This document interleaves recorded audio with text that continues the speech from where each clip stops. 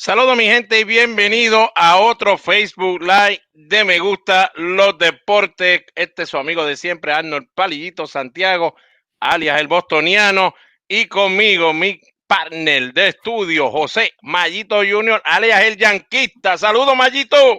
Saludos Arnold y saludos a todos los fanáticos que me gustan los deportes. Gracias por el apoyo como siempre. Denle en share. Comenzamos esta edición especial del MLB Draft 2020. Bueno, y antes de comenzar, señores, no sé por qué le tenemos que contestar esta pregunta, pero la vamos a hacer antes de empezar todo. Eso es lo que Dejen no de me estar gusta. diciendo que me gustan los deportes, metió la pata porque no puso a los Astros de Houston. Tan castigados, no están ahí. A mí me preguntaron que por qué no salen los Astros de Houston. Oye, pero la gente se le olvidó eso, Vallito. ¿Ququé pasó? Yo solamente le puse un zafaconcito en el mensaje de respuesta. Sí, no, señores, lógico, los Mediarrojas de Boston pues no tuvieron ese problema porque usted sabe que al final pues apareció que todo fue, ya usted sabe cómo fue, el empleado, qué sé yo, y por eso Boston pues todavía tiene sus picks, pero señores, te tiene que estar al día. No me diga eso que Palillito y Mayito le hemos puesto al día con este revolú, Mayito. No, caballero. Bueno, pues, quería dejarle saber eso antes de seguir. Mayito. Dime. La primicia para todo el mundo, porque mire, hoy nos vinimos sin decirle nada a nadie que veníamos en vivo. Era que veníamos en vivo y ya usted sabía que Me Gusta los Deportes iba a estar en vivo antes del draft. Pero, Mayito, dale la primicia. ¿Qué va a estar haciendo Me Gusta los Deportes cuando se acabe el programa a las 7? ¿En serio tú quieres? ¿En serio? Sí, hay que dejarle saber para que sepan lo que va a pasar después de las 7 de la noche.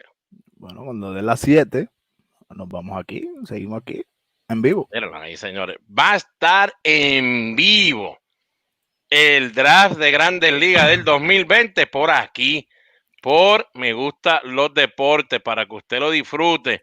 Mayito, tú tenías razón, porque yo de verdad, señores, yo no soy bueno con estas cosas y no estaba pensando en andarlo, pero Mayito dijo, esto es un draft histórico, esto no se, posiblemente no se vea más nunca, Mayito, de esta situación de 5 rondas nada más, que yo creo que los equipos, Mayito, todo el mundo le tendrá los ojos a los jugadores que cojan en estos 5 rondas, porque Mayito, si tú eres un equipo que cogiste 4 jugadores en este draft tan pequeño y ninguno de ellos llega, tú sabes todo el escrutinio que le van a dar a esta gente y todo lo que le va a caer encima, porque entonces se quedaron buenos peloteros fuera entonces.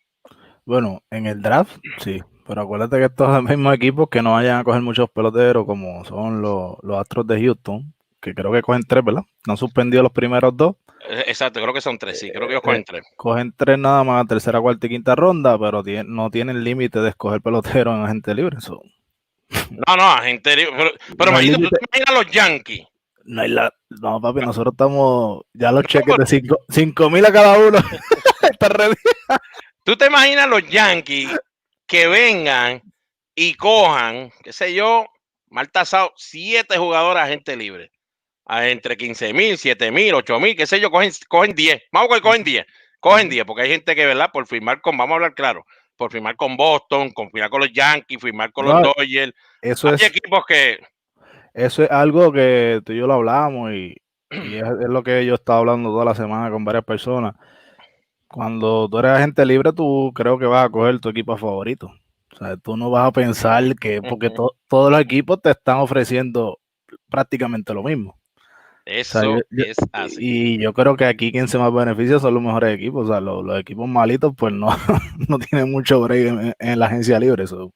¿Sabes? Hay un equipo, bueno, no tenemos que mencionar el nombre, pero yo le dije ahorita, Vallito, al tipo, ven acá, esto de agencia libre, ¿verdad? Los que están en agencia libre, esto para los equipos, para las organizaciones, y los escucha también, se va a hacer algo raro porque se va a sentir como en NCAA. Me explico. Usted va a reclutar en NCAA si yo quiero a Mayito o a su hijo, al hijo de Mayito, que es caballete, no de los grandes caballetes porque estos se reclutan solos, pero si yo quiero a Mayito, a su hijo que venga conmigo, yo le voy a hacer un videíto, voy a hacer No, algo una de la presentación. universidad. Oh, muchachos, las nenas de la universidad hablando, la cheerleader, Algo así, queremos a tu... algo así como le haces con Bora, que está papo por ahí. Algo así Esa, como le haces con Bora a los clientes, que le dice, mira, yo te puedo conseguir este dinero, esto, otros no te lo pueden conseguir. sí, no, ¿sabes? Muchachos, los médicos, tengo a fulano, tengo a sultano y te lo puedo poner en speaker. Entonces, tú como tú quieras, mano. Sí, Video no, call. Eso es lo que hacen en NCAA. Pues yo le hablé a este escucha, Mayito, y le dije, diablo, eso debe ser así, ¿verdad? ¿Tú sabes lo que me contestó ese individuo? ¿qué? Escucha, porque tampoco es que sean bird dog ni nada de eso. ¿Sabes lo que dijo? Muchacho, ya hicimos el video. O sea, que ahí tiene que estar hablando Javier Baez, Chris Bryant, John Lester, tío. ¿Sabes? Ahí debe estar todo el mundo gritando qué va a suceder. El pana Saludito llegó, a mi compadre. llegó tarde, el pana llegó. Ah, saluditos a los Falú. Ahí está Alvin Falú, ahí está Melvin Falú, Ilvin Falú. ¿Y quién va a transmitir? Espérate, ¿quién? ¿Dónde van a transmitir eso, Mayito? Porque sabemos que es ESPN y MLB Network, pero si usted es fanático y me gustan los deportes, ¿por dónde usted lo va a ver, Mayito? Estamos aquí, caballo, Pues estamos me ready. gustan los deportes, señores. Tan pronto se vayan vivos. Cuando terminemos, usted lo va a tener aquí. Así que, y a mis amiguitos de DT Sport News, amiguitos ahí, panas míos, Dani Soto, Mike, mira, ahorita te saludo, ahorita estoy allí saludándote, tranquilito, eso de las 7:10, 7:15, yo te saludo para que te sepa que estamos aquí, caballete. Bueno, Mayito, pero eso es lo que va a suceder, pero imagínate que los Yankees firmen 10 de esos agentes libres, Mayito, y 5 de ellos sean caballetes, prospectos eventualmente de aquí a 2 años, 3 años. Wow, ¿sabes? Wow. No creo que ahí va a empezar a gritar mucha gente, Mayito, muchos equipos, creo yo. No sé cómo tú lo ves. No, por eso te Se digo va a gritar mucho que se va a ver feo. O sea, que cuando digan, anuncien todos los agentes libres que fueron firmados, yo creo que va a estar bien feo. Yo estoy, Boston y nosotros vamos a estar compitiendo ahí. Sí, yo creo que sí. Y mire, señores, el que no entienda lo que le quise decir, es facilito. Los Yankees firmaron 10 jugadores, Mayito, que posiblemente si hubiesen 20 rondas, esos 10 jugadores estuvieran divididos en esa ronda, hubieran caído en esos spots y los Yankees no tenían break de tratar de coger esos 10. Yo creo que yo voy a dejar la transmisión aquí porque yo no me toca cogerlo hoy, así que. A ti no te toca cogerlo hoy. ¿Cómo va a ser, Mayito? No. No, yo no. A ti te toca. Es más, No, Mayito, vamos a no, empezar por ahí. no tengo primer round, yo creo, por lo que eres gol. Sí, tírame. Houston no tiene, por si acaso. Pues, No vuelvan a preguntar. no, pero el sandwich pick, entonces eso no cuenta. No, tire por ahí. Tírelo ahí para que la gente sepa lo que tenemos. Para que usted esté al día. Mire, la orden del draft. Antes de tirar todo lo que vamos a tirar del draft, antes aquí que está media hora. Mayito se lo va a tirar por ahí. Mire, primer pick, Detroit, 8.4 millones. No significa que eso es lo que se le va a dar, Mayito, ¿verdad? Los Orioles segundo, 7.7. Dame hombre. Asuste. Mucho chavo. Tuve problemas, hombre. Yo no veía lo que estaba saliendo, brother. Me volví loco yo, pero ya veo que se veía. Mucho chavo, está bien. Ahora sí. No, está bien. Estamos en vivo, caballo. Estamos en vivo y la gente sabe que eso es lo que es. Ahí va, pues va. Estos son los 37 picks de la primera ronda. Miami con 7 millones. Kansas City, Mayito, casi 7 millones. Miren cómo esto va bajando eventualmente, Mayito. Esto va bajando aquí. Miren esos números. Yo creo, Mayito, que los dueños están diciéndole, ¿verdad? Quisieron vender el que nosotros vamos a hacer esto porque nos vamos a ahorrar dinero. Mire, señores, realidad es, ellos lo que se están ahorrando un promedio al final del día va a ser como de 1 millón y pico. En cuestión de cómo ellos van a hacer esto, ¿verdad? Del draft. Pero lo que quieren es que prepararse, Mayito, para el corto de equipo que van a hacer, el recorte de equipo de las menores. Y ahí, pues, ¿para qué van a tener tantos jugadores? El año que viene, Mayito, ¿qué tú crees? ¿20 rondas? Bueno, hasta ahora ese es el rumor grande, 20 rondas. Y si la temporada no se da, yo creo que va a bajar a 15 o 10 rondas otra vez. Mira, yo tengo el pick 17, se me había olvidado, 3.6 millones. No tengo que darle ese dinero, pero para que usted sepa que no se puede pasar de esa cantidad. Déjame no estar los Yankees, tienen que estar en un lado, Mayito, porque todo el mundo va a coger, menos Houston. No, yo a lo mejor me sobra 1.5 cuando me toca a mí. Mayito, mira, ya estamos en el 24 y esto está bajando. O sea, que de la segunda para adelante, acuérdese lo que le dijimos. Solamente 66 jugadores tendrán la oportunidad, Mayito, de ganar 1 millón o más. Digo, en el slot. No significa que se los van a dar, pero que por mira los Míralo ahí, míralo ahí. 28. Adiós, mira, el campeonato 28, el pick 28. Mayito, a lo mejor se te da. A lo mejor coge ahí el que te va a ayudar a ganar el campeonato 28. Gerecol se llevó todos los chavos de ese slot. Ya, lo caballo. Mayito, explícale a la gente qué significa el slot value y qué es los equipos, ¿verdad? Van a hacer. No, el slot value es prácticamente un salary cap del draft. No se puede, el equipo no se puede pasar de esa cantidad en ese pick como tal. So, no necesariamente es lo que le tienen que dar, pero hay jugadores que son como clientes de Escobora, pues que si quieren pedir ese slot, pues van para allá arriba a pedirlo, pero son bien pocos los que reciben el máximo allá arriba. Y lo interesante es que siempre hemos hablado aquí, ¿verdad? Yo sé que pocas personas, Mayito, le hicimos esto a ustedes, el videíto con el slot y la foto, porque es que mucha gente sigue preguntando y no lo hemos visto, de verdad, no lo hemos visto que la gente haya dado los números de la ronda y los slots y todo eso, por eso lo estábamos haciendo. Y es bastante interesante cuando tú llegas ya de seguro ya en la tercera ronda, Mayito. Empieza en la segunda, pero ya en la tercera. Ya el primer jugador de la tercera ronda está ganando 857,000, por lo menos el slot value. Son $857,000. Que significa que, wow, aquí va a haber una pelea increíble. Porque si a Mayito lo coge en primer round con 8 millones 4 y pico, 8.4 que vale, Mayito yo sé que no va a coger los 8.4, ¿verdad, Mayito? ¿Verdad? Porque No. ya tú estás casi fuera de universidad, pero a ti no te pueden dar menos de 6,5, caballo. Voy a pedir para arriba, pero no me lo van a dar completo. O sea. Mira, por lo menos unos 6,5 yo quiero, hermano. Definitivamente. No me lo pregunte como yo lo voy a pensar, porque yo... Mayito, pero ven acá, hablando claro, y esto, pues, ¿verdad? No es para que nadie, ¿verdad? Tú sabes que nosotros siempre aquí ponemos buena suerte a todos los muchachitos. Dame contestarle a Licea. ¿Qué puso? Lo que pasa es que el otro día que él estuvo solo, yo le di el break para que se desahogara, porque... No, yo se lo dije que no podía estar. O sea, estaba haciendo otras cositas, pero estuve mirando lo que estaba hablando. Se vuelve loco. Estaba pendiente. Pero él se saca todo lo que puede decir. Cuando está solo uno, deje que Mayito le toque solo, deje que le toque solo, que no hay quien lo... No, caballo, yo no lo voy a hacer solo, porque si no, le tengo que cambiar el logo de Me Gustan los Deportes y pongo el logo de los Yankees ahí arriba, y más nada. Ay, señor, qué vacilo, bendito sea Dios. No, pero para que sepan, Mayito hizo lo imposible, un poco choca, yo creo, para tratar de llegar y bregar la situación. No, espérate. Pero acuérdense que hay toque queda en Puerto Rico, por lo menos los que no se acuerdan. Yo llegué, pero no entré, llegué. Hay toque queda, señores, no es fácil que si uno está en un lado.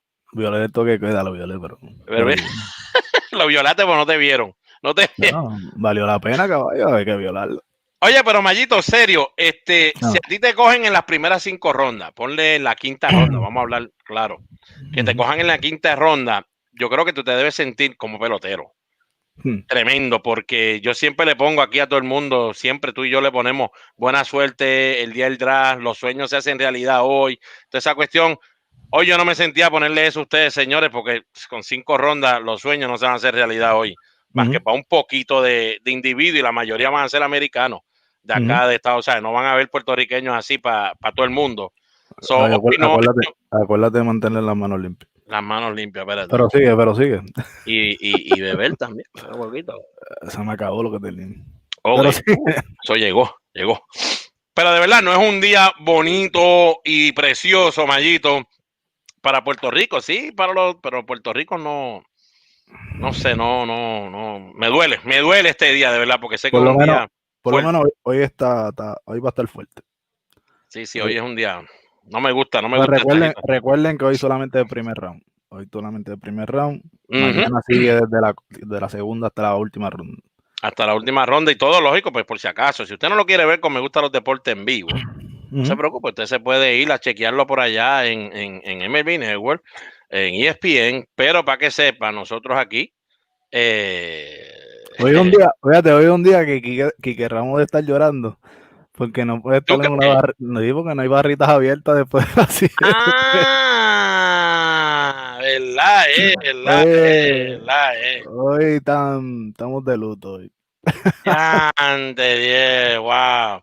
Pero siempre hay Zoom, Este, Zoom está disponible para hacer dale. get together. O sea que Quique está conectado. ¿Quién está conectado? Quique está conectado. Quique está ahí, Quique está Ah, pues ahí. saludito aquí que Ramos y a todos los que están por ahí. Yo no los veo, estoy medio ciego, pero lo sé que Quique están está por ahí. ahí. Ay, caramba. Quique, tú sabes que siempre entra para después tirarnos puya por allá por otro lado. Sí. Yo de verdad, pues disfruté el draft mío, ¿verdad? De aquellas épocas, porque eran muchas rondas y Palillito logró caer en la número 24 de Cleveland y me la disfruté un montón.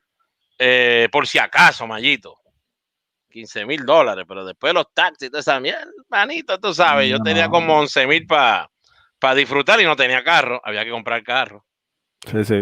Y era cuando todavía la época de los CD, so yo tuve que ir a comprar CD, Samgui, fui a un montón de tiendas y compré CD, como la casa de los tapes existía, compré CD. Sí, sí, porque Walmart no existía, eso está bien, ¿verdad? No, caballo, había que pedirlo. Mira, muchachos, eso es algo fuerte de verdad, algo fuerte, pero no, de verdad que me disfruté por lo menos ese día. Bueno, Mayito, ok. Boricuas, de verdad que se le vea una posibilidad, Mayito. Yo creo que Trey Cruz, hay que hablar de Trey Cruz, el hijo de José Cheito Cruz, y lógico, nieto de José Cheo Cruz, también está los hermanos Cruz, Henry y Eitan, tú sabes que ellos jugaron, pues, también Cirilo, perdón, también jugó Grandes Ligas. Tercera generación buscando llegar a Grandes Ligas, que eso sería algo, wow, sería algo increíble. Mayito, yo no lo veo menos de la tercera ronda.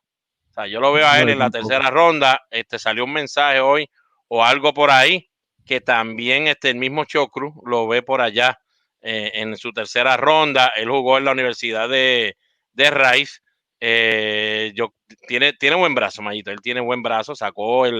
Podemos decir que sacó el brazo de todos ellos, porque todos ellos tienen buen brazo. No es el bate que fue ninguno de ellos en cuestión de fuerza y un bateador eso que tú sabes, temible en el home, pero buena defensa, corre muy bien. Mayito, mira si está el video por ahí de él, porque a lo sur bate a las dos manos, un bateador switch hitter, no es nada de eso de volverse loco, porque su papá era switch hitter, pero no es un cuerpo que le va a entrar todavía a sus libras, va a tener su fuerza, Mayito, pero es verdad que el brazo, se lo digo, señor, el brazo es potente. Lució bienísimo aquí en la Cape Cod League.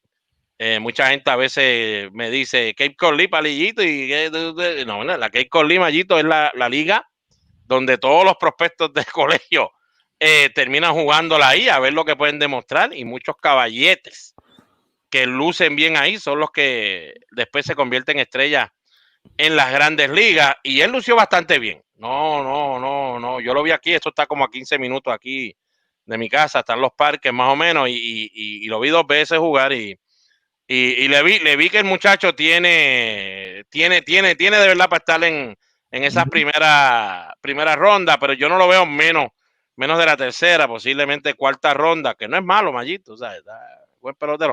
Pero si lo ves ahí, Mayito, tú que ves, ¿verdad? Usted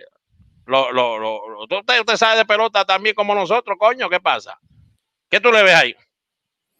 No, definitivamente lo que tú hablas, yo creo que la defensa es lo que está ayudándolo a él a estar en este draft. Es buen bateador, no es un bateador que de fuerza como tú dices, pero el béisbol zen, yo creo que el béisbol zen está ¿verdad? Alrededor de ese ambiente de béisbol toda su carrera prácticamente con su padre, su abuelo. Yo creo que eso lo hace, le da valor, yo creo, ¿sabes? Porque ya sabe el sistema, conoce el clubhouse profesional y yo creo que la madurez lo va a ayudar mucho en el sistema profesional. Y lógico, como su papá en Rice University, ¿sabes? Una buena universidad. Acuérdense que lo habían drafteado de high school, pero no. Ellos han sido siempre así, Mayito. Me acuerdo Cheito Cruz también. Lo iban a tratar de firmar de high school y decidieron ir a Rice. Tú sabes que ellos pues se han criado, lógico, han estado más tiempo y viven casi por allá porque pues su papá siempre ha estado allá con Houston y pues se criaron allá y Rice es donde ellos siempre han ido y de verdad que todos han ido ahí. Así que está bastante maduro, todo eso le ayuda a él un montón.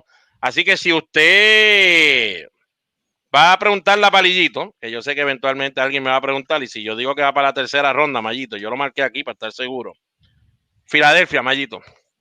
Yo lo tengo con Filadelfia. Eso sería un slot de $689,000 con $300. Son buenos, caballos, son buenos ya. Que si no se los dan, por lo menos 500 tiene seguro, 550. Yo creo que eso, pues, es bueno. Cuando sales de la universidad ya eso es buenísimo, olvídate eso. Eso es buenísimo, eso es buenísimo. Mayito, Sabín Ceballos y Mario Zavala. Mario, que se llama el muchacho, ¿verdad? Mario Zavala. Yo soy medio malo con los nombres. De los dos, el que me pregunte, le veo más posibilidad a Sabian Ceballos, que lo tuvimos aquí, ¿verdad? Ceballos. Lo tuvimos aquí entrevistando, lo que es ese que está bateando ahí, ese es el video que más me gusta. No porque sea Ceballos, el boricua de nosotros, ¿no? Que es en Fenway Park, señores. Es Fenway Park. Mira qué bonito se ve. Fenway Park. Que hace tiempo que no lo veo ahí contra. Fíjate, Mayito, fuera de vacilón, ¿te acuerdas cuando él nos dijo que él se parece un poco a Lindor? Fíjate, ahí se parece un poquito a Lindor de la manera que la sombra le está dando y cómo él se está parando a batear. De verdad que tiene, señores, si uno no sabe quién es, a lo mejor te dice, pues es un video de Lindor viejo de colegio, no, pero mire, ese vaya, pero Mayito, yo creo que es por lo, tú lo has dicho antes también, se puede parar en la loma también, tiene dos cosas que está gustando ahora en el béisbol y tira duro, tú lo has visto y tira duro. No, definitivo, yo creo que la decisión que él tomó este año de treparse la loma lo ayudó, ¿sabes? Atrajo más a los scouts y le dio más valor definitivamente, o sea, un jugador del Ciore que se trepa la loma sin saber lanzar y tira 94, yo creo que abre los ojos a cualquiera.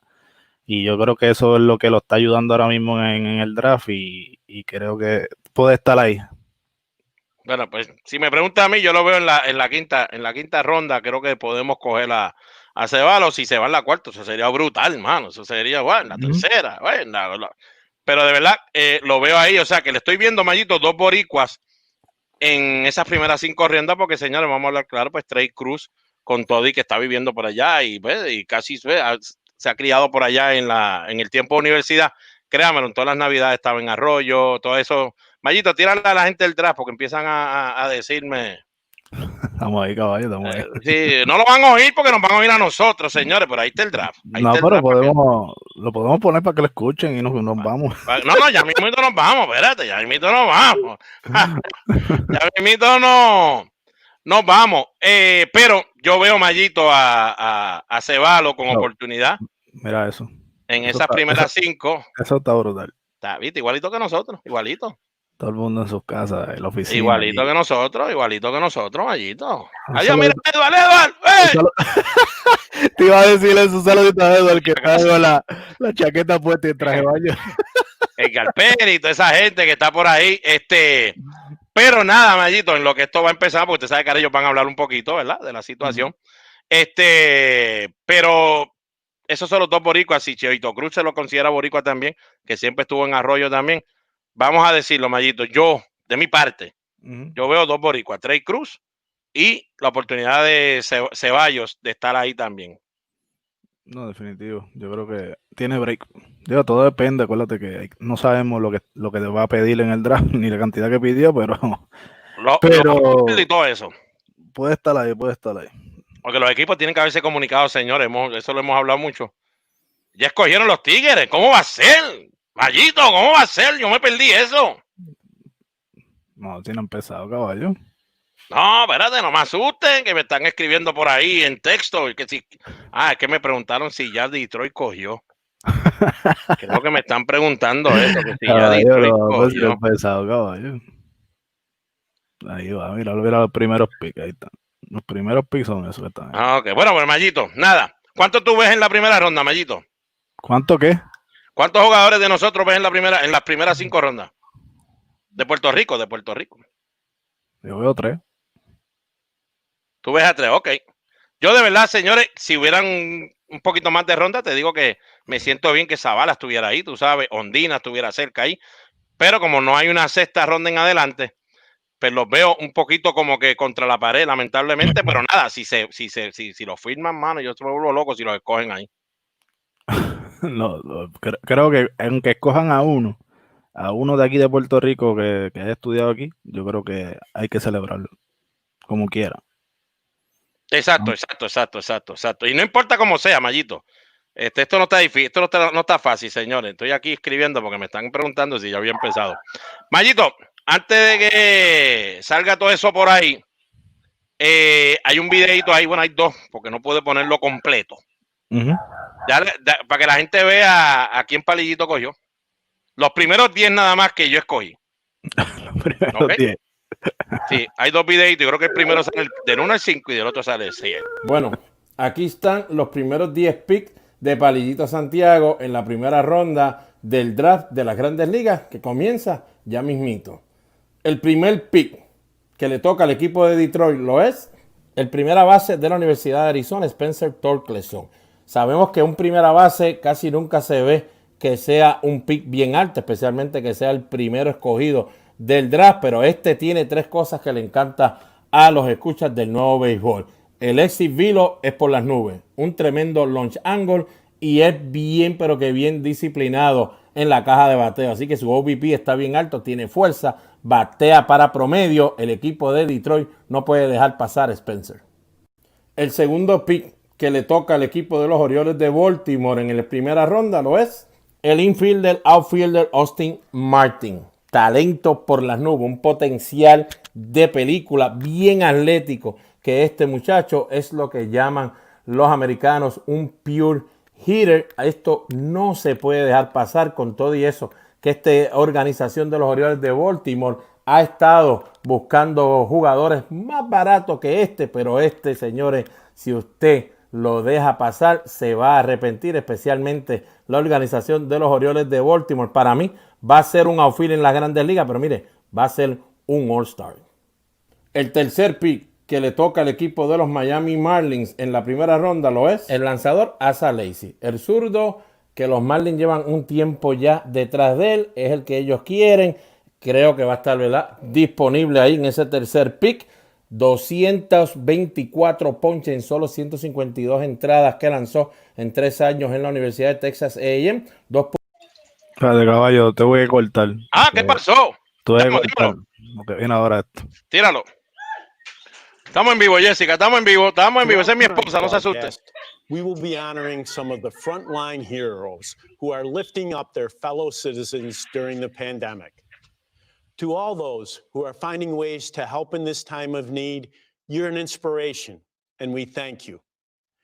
As we continue to work towards safely resuming play, we congratulate the young players, their families, and their coaches on this important night. We look forward to members of this class one day joining the great players in the major leagues. For many reasons, these are unprecedented times in our country and also painful times. We share in the sadness and outrage that has resulted from the national tragedies that include the deaths of George Floyd, Ahmaud Arbery, Breonna Taylor, and others. Tonight, I join our 30 club baseball operations officials as they recognize, on behalf of our entire industry, that systemic racism and inequality are devastating problems, that we can each do more to help, that baseball can do more as an institution, that Black Lives Matter, and that we are united for change. This moment is a call to action to acknowledge the ills that exist, to show the solidarity with the Black community in its efforts to end racism and injustice. We want to utilize the platform afforded by our game to be not only allies, but active participants in social change. I now turn the 2020 draft to the Detroit Tigers, who have the first selection. Thank you. And thank you, Commissioner. You know what? This is unprecedented, as you all know, and it just feels different. You know, I'm old enough, believe it or not, to have been around when Martin Luther King was assassinated in '68. I was 8 years old. And I remember the horrors and the cries of my mom and my grandmother and trying to understand it and figure it out. And as I got older, I saw Hank Aaron break Babe Ruth's record and still hear later all the cries that he had of people not wanting to see him cross that barrier from racist attacks. So for me to hear baseball do this and to hear the story behind Theo Epstein and Kenny Williams and the other general managers who got together to make this happen, it's very powerful. It just feels different. And I think the reason it feels so different to so many, I've had a ton of phone calls from friends, black, white, of different nationalities, races, everything, asking me to put it all in the understanding and context. And I think the biggest reason it's hit us all so strong is there's not much going on in the world of sports or in the world, period, outside of what's going on because of the pandemic. You think about it. There's no LeBron hitting for 30 or Steph Curry with a nasty shot. There's no Mike Trout with a 3-homer game. It's been the conversation of George Floyd and all the other things going on with protests in the country. So it's made everybody stop and it's grabbed attention. And that's why it feels different. And I'm confident and I feel good that things are going to change. The conversation, Greg, it had to start with this, and to see so many people in protests across the board, not just black, white, of all colors and nationalities, has been powerful. Yeah. You know, H, for me, this is about leadership. You know, every organization, every industry has a culture, either by design or by default. All people are carriers of that culture. Culture affects behavior, for me, more than anything else. And a leader's job, those 30 men that are holding up those signs, their job is to create a healthy culture. It starts there. Bueno, señores, aquí estamos. Mayito, ¿tú me oyes, verdad? Sí, te oigo, claro. Ok, pues bueno, Mayito, el video, mire, suba a YouTube, lo tenemos el video ya completo, lo voy a subir ya mismo aquí en las redes sociales, de los picks que yo hice de los 10. Mayito, el primero tuyo, ¿cuál es? Caballo, ese que viene ahora, el de Arizona State. Estás conmigo, entonces estamos en la misma. Spencer Torkelson debe ser el primer pick. Yo escojo el mismo también. Creo que el clase de bateador que es, la fuerza, tiene una disciplina increíble en el plato, Mayito. Yo creo que Detroit, una primera base, que casi nunca se ven, ¿verdad? Que las primeras bases estén tan arriba en el draft, pero yo creo que este equipo de Detroit no lo puede dejar pasar porque va a ser un buen bateador y usted necesita esto, Mayito, se necesita esto en Detroit, ya que se va Cabrera saliendo por la puerta, traer un bateador como él. Yo creo que el potencial de Austin Martin es caballete, es un potencial único. Un peloterazo, lo que pasa es que yo creo que tener 21 versus Spencer que tiene 20, yo creo que hace Spencer un poquito más valioso. Y acuérdese, usted está cogiendo un primer round en un draft tan cortito de 5 rondas, un draft especial en sí. Mayito, tú quieres asegurarte que ese primer pick tuyo, de seguro sea un individuo que posiblemente te pueda ayudar ya en 2 años, 3 años. No, definitivo. O sea, es algo que yo creo que este draft, la mayoría, por no decir todo, tienen que ser jugadores que estén ready ya en 2 años para jugar Grandes Ligas. O sea, o por lo menos ahora, o sea, que estén ready ya en febrero, cuando comience el sprint training, que estén ready para el Big League Camp y que estén ready para jugar clase A fuerte o hasta AA. Tú sabes, Eso es así. Estamos hablando que se va a reducir las cantidades de peloteros de liga menor, o sea que ya vimos que están cortando jugadores y yo creo que la inversión que van a hacer este draft y posiblemente el cambio que vayan a hacer el draft que viene va a decir muchas cosas y van a jugar, son peloteros que están ready ya. Señores, por si acaso, si se está uniendo a nosotros a la transmisión de hoy, estamos transmitiendo en vivo el draft de las Grandes Ligas. Lo que pasa es que no queremos enseñar también todos los anuncios desde ahora porque estamos aquí con ustedes. Ya mismito nosotros los anuncios no nos pagan a nosotros. Sí, no, ya mismito nosotros nos vamos. Ya mismito nosotros nos vamos y usted va a verlo con anuncios y con todo lo que viene por ahí. Pero queremos dejar de saber los primeros, yo creo que vamos a quedarnos aquí, Mayito, tratar de quedarnos los primeros 5 picks. Los primeros 5 picks, aunque el quinto, tengo el mío, papi, de high school. Yo creo que el primero de high school se llama, que va a ser Zach Bean. Ese va a ser el quinto pick del draft. Bueno, para que usted sepa, yo tengo número 1 Spencer Torkelson, que es para el equipo de Detroit. Tengo a Austin Martin, segundo. El video está en YouTube, va a estar aquí y va a estar también en Instagram. El tercero tengo a Asa Lacy, el lanzador zurdo, Mayito. Cuarto tengo a Zach Bean, que es el que está hablando Mayito. Quinto tengo a Nick González, porque fue MVP de la Cape Cod League, porque en New Mexico, en la Universidad Mayito, él no se enfrentó a gran cosa en cuestión de equipos, pero creo que eso de la Cape Cod le ayudó muchísimo. Emerson Hancock lo tengo sexto. A Emerson Hancock lo tengo sexto, el lanzador. Séptimo tengo a Patrick Bailey, receptor. Los Piratas necesitan un receptor, señores, y este es el mejor receptor que hay. Octavo tengo a Austin Hendry, me encanta ese Mayito. Yo creo que ese no está en el top 10 de mucha gente, pero a mí me encanta y para mí debería estar con los Cubs en la 13, 14. Vamos, Mayito, pero pónmelo. ¡Ay, Spencer, vamos! Spencer Torkelson, a third baseman from Arizona State University. The Baltimore Orioles have the next pick. Now, the big news here is that he's being named a third baseman. So he's the first third baseman to go #1 overall since Pat Burrell did it out of the University of Miami. Spencer Torkelson is the #1 pick in the 2020 MLB Draft. And his family enjoying a moment they'll never forget. Teammates in the room as well. This is a kid that went undrafted out of high school, folks. All he did was rake at Arizona State. In 2018, he posted one of the best offensive seasons by a freshman in NCAA history, broke Barry Bonds' single-season program record with 25 bombs, led his conference in homers again as a sophomore, off to a great start in 2020 before the lockdown. His career numbers are ridiculous, and that's why Harold is over by the skybox ready to break down the #1 pick, Harold. Well, Greg, I'm going to tell you why he is the #1 pick, and it's more than just, is it third or first base? It is really about the power in this guy, what a guy can do at the plate. And then we'll figure out the rest as we dive through this. But here's a great look at Spencer Torkelson. He can turn on a ball inside. He's just continued to mature as a hitter. He can hit the ball the other way. But here's what stood out. And this might be what the Tigers are looking at. You see him run the bases here? He is very athletic. And no, you think about first base, you think about a guy stuck at the bag, except when it comes to Jeff Bagwell. He runs like Bagwell. But I love his pitch recognition.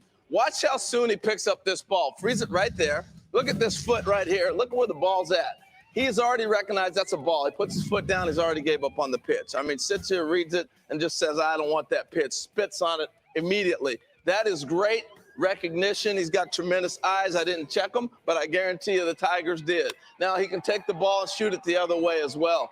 These are the things that I think is why he has become such a great hitter, and he'll continue to be that way. But Jim Callis, third base, you flirted that idea out there. We'll talk about it here in a second, but I'm curious your thoughts. Yeah, I mean, it's interesting. I think he is athletic enough to give that a shot. And, you know, third base, I think, is a position you can work at. You know, it's a reaction position. You can get better. Wade Boggs got better. Robin Ventura got better. Ultimately, I don't think it matters a ton, even if he goes back to first, because his, you know, like you just broke down, Harold, the power, the hitting ability, the plate discipline, it's special. He's the best offensive prospect in the draft, probably since Mark Teixeira in 2001. I had longtime scouting director tell me he's the best offensive prospect he's ever scouted. I had other guys telling me they think, you know, as of right now, if Detroit wanted to put him in the lineup, he'd hit in the big leagues right now. A lot of talk, Jim. Jonathan, what do you think? Go right ahead, Jonathan. Yeah, I mean, and I think that's why he ends up going 1-1. I don't think he'll go right to the big leagues, but it's not going to take him very long. And I love the idea of, you know, third base or left field. Let him play there first and show that he can't play there. He's taken a lot of ground balls at third. He's played left field. The bat is going to get him there in a hurry, and the Tigers will just have to figure out where the best place is. They know he can always go. Bueno, Mayito, digo, no hay sorpresa, ¿verdad? Lo sabemos, no hay sorpresa. Pero Pero, señores, si usted me pregunta a mí, yo no sé cómo Mayito se siente. Si Detroit ya le dijo, caballo, te vamos a escoger el primer overall, pero no podemos decir que era la primera. Miguel Cabrera está ahí todavía. Nos queda mucho tiempo con Miguel todavía. Y no estamos para formar un revolú, Mayito, desde antes de empezar la situación. No se sabe cuándo se va a jugar, lógico, pero no se puede. De esta manera, yo creo que Mayito, él va a ser primera base. Puede ser que se pare en tercera. Puede ser que se pare en tercera. Pero no va a ser tercera base, señores. Lo que yo veo, ese muchacho va a seguir cogiendo más fuerza, un poquito más de libra. No va a tener movilidad en tercera, Mayito. No, va a ser lo que hizo Miguel Cabrera. O sea, empezó como tercera base allá en los Marlins y después se tuvo que mover para la esquina. O sea, yo creo que vamos a ver lo mismo. Bueno, lo bueno de todo es que por lo menos lo que todo es que bateo, olvídate de eso. Y que tiene 8.415.000 de oportunidades de aceptar que me llames tercera base. Claro. Y si tú me das esa cantidad, yo juego donde tú digas. Así que los que pregunten, si hay gente preguntando, son 8.415.000 con 300 lo que vale ese slot. Así que veremos a ver, ¿verdad? Estoy seguro, Mayito, que por lo menos 6.5, como habíamos hablado ahorita, 6.5, van a tener que darle al muchacho, porque tampoco se va a tirar la maroma, Mayito, ¿verdad? De que el tercer pick, un ejemplo, que vale 7.2 millones, venga y coja 6.5. Y tú dices, espérate, yo fui el 1 overall y cogí lo mismo que, ¿sabes qué? Eso ha pasado. Por eso, pero ha pasado, pero no queremos decir con qué, pero ha pasado. No debería pasar, señores, no debería pasar. Exacto, no debió haber pasado, pero esto, sí, acuérdate, están los preacuerdos y si este muchacho la semana pasada pues llegó a un preacuerdo ya por una cantidad, definitivamente. Mayito, espérate. Sí. Espérate, ese pick, cogieron el segundo pick, no lo vi. Y ya, antes yo no tenía a Heston Kersta segundo. Ya, eso fue una sorpresa, caballo. Señores. Estamos hablando mucho. No lo vi abajo, pero nada, nos queda uno más y lo dejamos que ustedes vean esto completo. Ya yo me voy para ahí, Mayito, los dejamos ustedes. Y eso es para que tú veas, el tipo estaba en la lista de MLB como el séptimo pick. Mire, yo lo tengo noveno a Heston. Cuando vean el video, yo lo tengo noveno. Mayito. Yo puesto décimo. Yo lo tenía décimo, pero MLB lo puso séptimo. Mírate. Cuando escuche el video, señores, cuando ustedes escuchen el video, Mayito, yo lo digo en el video, no sé si se acuerdan que lo llegamos a escuchar rapidito, que me preocupa, que no que preocupa, pero que sabemos que Baltimore no le gusta gastar mucho en el draft, especialmente sus primeros picks. No, lo que estamos hablando ahora, definitivamente eso fue un preacuerdo. Y este muchachito del noveno hasta el segundo, bueno, yo lo tengo noveno, pero no estaba noveno, estaba como 12 o 13. Tener a Histo, que buen bateador y todo eso, es un Darin Erstad. ¿Te acuerdas de Darin Erstad? Es más o menos esa clase de jugador, lo que es este muchacho, Heston Kjerstad. No soy tan viejo como tú, pero sí sé quién es Darin Erstad. Pero no es un tú sobre Austin Martin ni nada de eso, pero lógico, el dinero, todo eso que hablaron, la cosa cambia, señores. Pero definitivamente, por eso era que yo pensé que hasta Asa Lacy, el lanzador, a lo mejor hasta se iba número 2 porque... Bueno, ahora no te sorprendas si cogen a Lacy ahora. No te sorprendas. Los Marlins van a coger a Lacy, señores. No creo que los Marlins se cambien de su pitcher. Ese es el pitcher que ellos querían. Sí, definitivo. Sí, Asa Lacy, vuelvo y lo digo. Ya no sé qué decir ahora porque ya me dañó ese trabajo. Digo, espero que cojan a los... A todo el mundo le dolió el draft, cabrón. Ahora están los equipos cambiando. Espérate, ese no es. Cambia. A ver, que Tim Martin está disponible. Cambia. Bueno, señores, nada. Vamos a dejarlo que sigan disfrutando esto, Mayito. Lo que hacemos es, Mayito, venimos mañana, entonces. En vivo como tal. Mañana a las 5 el draft. Venimos como a las 4 para que nos dé más tiempo de hablar un poquito más. Sí, exacto. Pero vamos, mira, pues sigan comentando que lo vamos a contestar a ustedes, señores. Pero queremos que ustedes escuchen el draft completo, que ustedes lo vean completo y lo disfruten sin nosotros tener que estar jorobándolos aquí. Espérate, ¿qué dice aquí? Este año no. Estoy perdido. Yo veo unas cosas y a veces me pierdo. Mira lo que dice, Si esto fuera el NBA bracket, ya estoy de Ya votó el cartón. Tacho, bote el bracket y lo que no es bracket, Mallito, porque esto se jorobó de verdad. Vamos a ponerlo ahí para que lo sigan disfrutando ahí. Pero como quiera, no veo a Lacy pasando del equipo de los Marlins, así que Zach Vin, Mallito, hay que ser realista, yo creo. Austin Martin es más pelotero que Zach Vin, yo espero que los 10 que escogimos estén ahí, pero no creo que van a estar como queríamos, Mallito. Están anuncios, está bien. Están anuncios. No creo que... Espérate, T-Mobile T-Mobile sí, auspiciador de No Me Gustan los Deportes, muchachos. Señores, Sparker Torkelson, Austin Martin, ya la cagué ahí. Asa Lacy, Vin, Nick González, Emerson Hancock, Patrick Bailey, Austin Hendrick, Heston Kirsta, que ya me lo llevaron, número 2, y Max Bayer. Max Bayer es el otro que yo tengo aquí. Mayer. Max Mayer, ¿verdad? Max Mayer. La mejor slider, el mejor pitcher que hay es el Emerson Hancock, es el que más cuerpo tiene, más habilidad, ¿verdad? Para sacar out. Pero como quiera, yo creo que lo van a coger porque Seattle le gusta a los colegiales ya preparados. Yo creo que Hancock se va a ir con Seattle.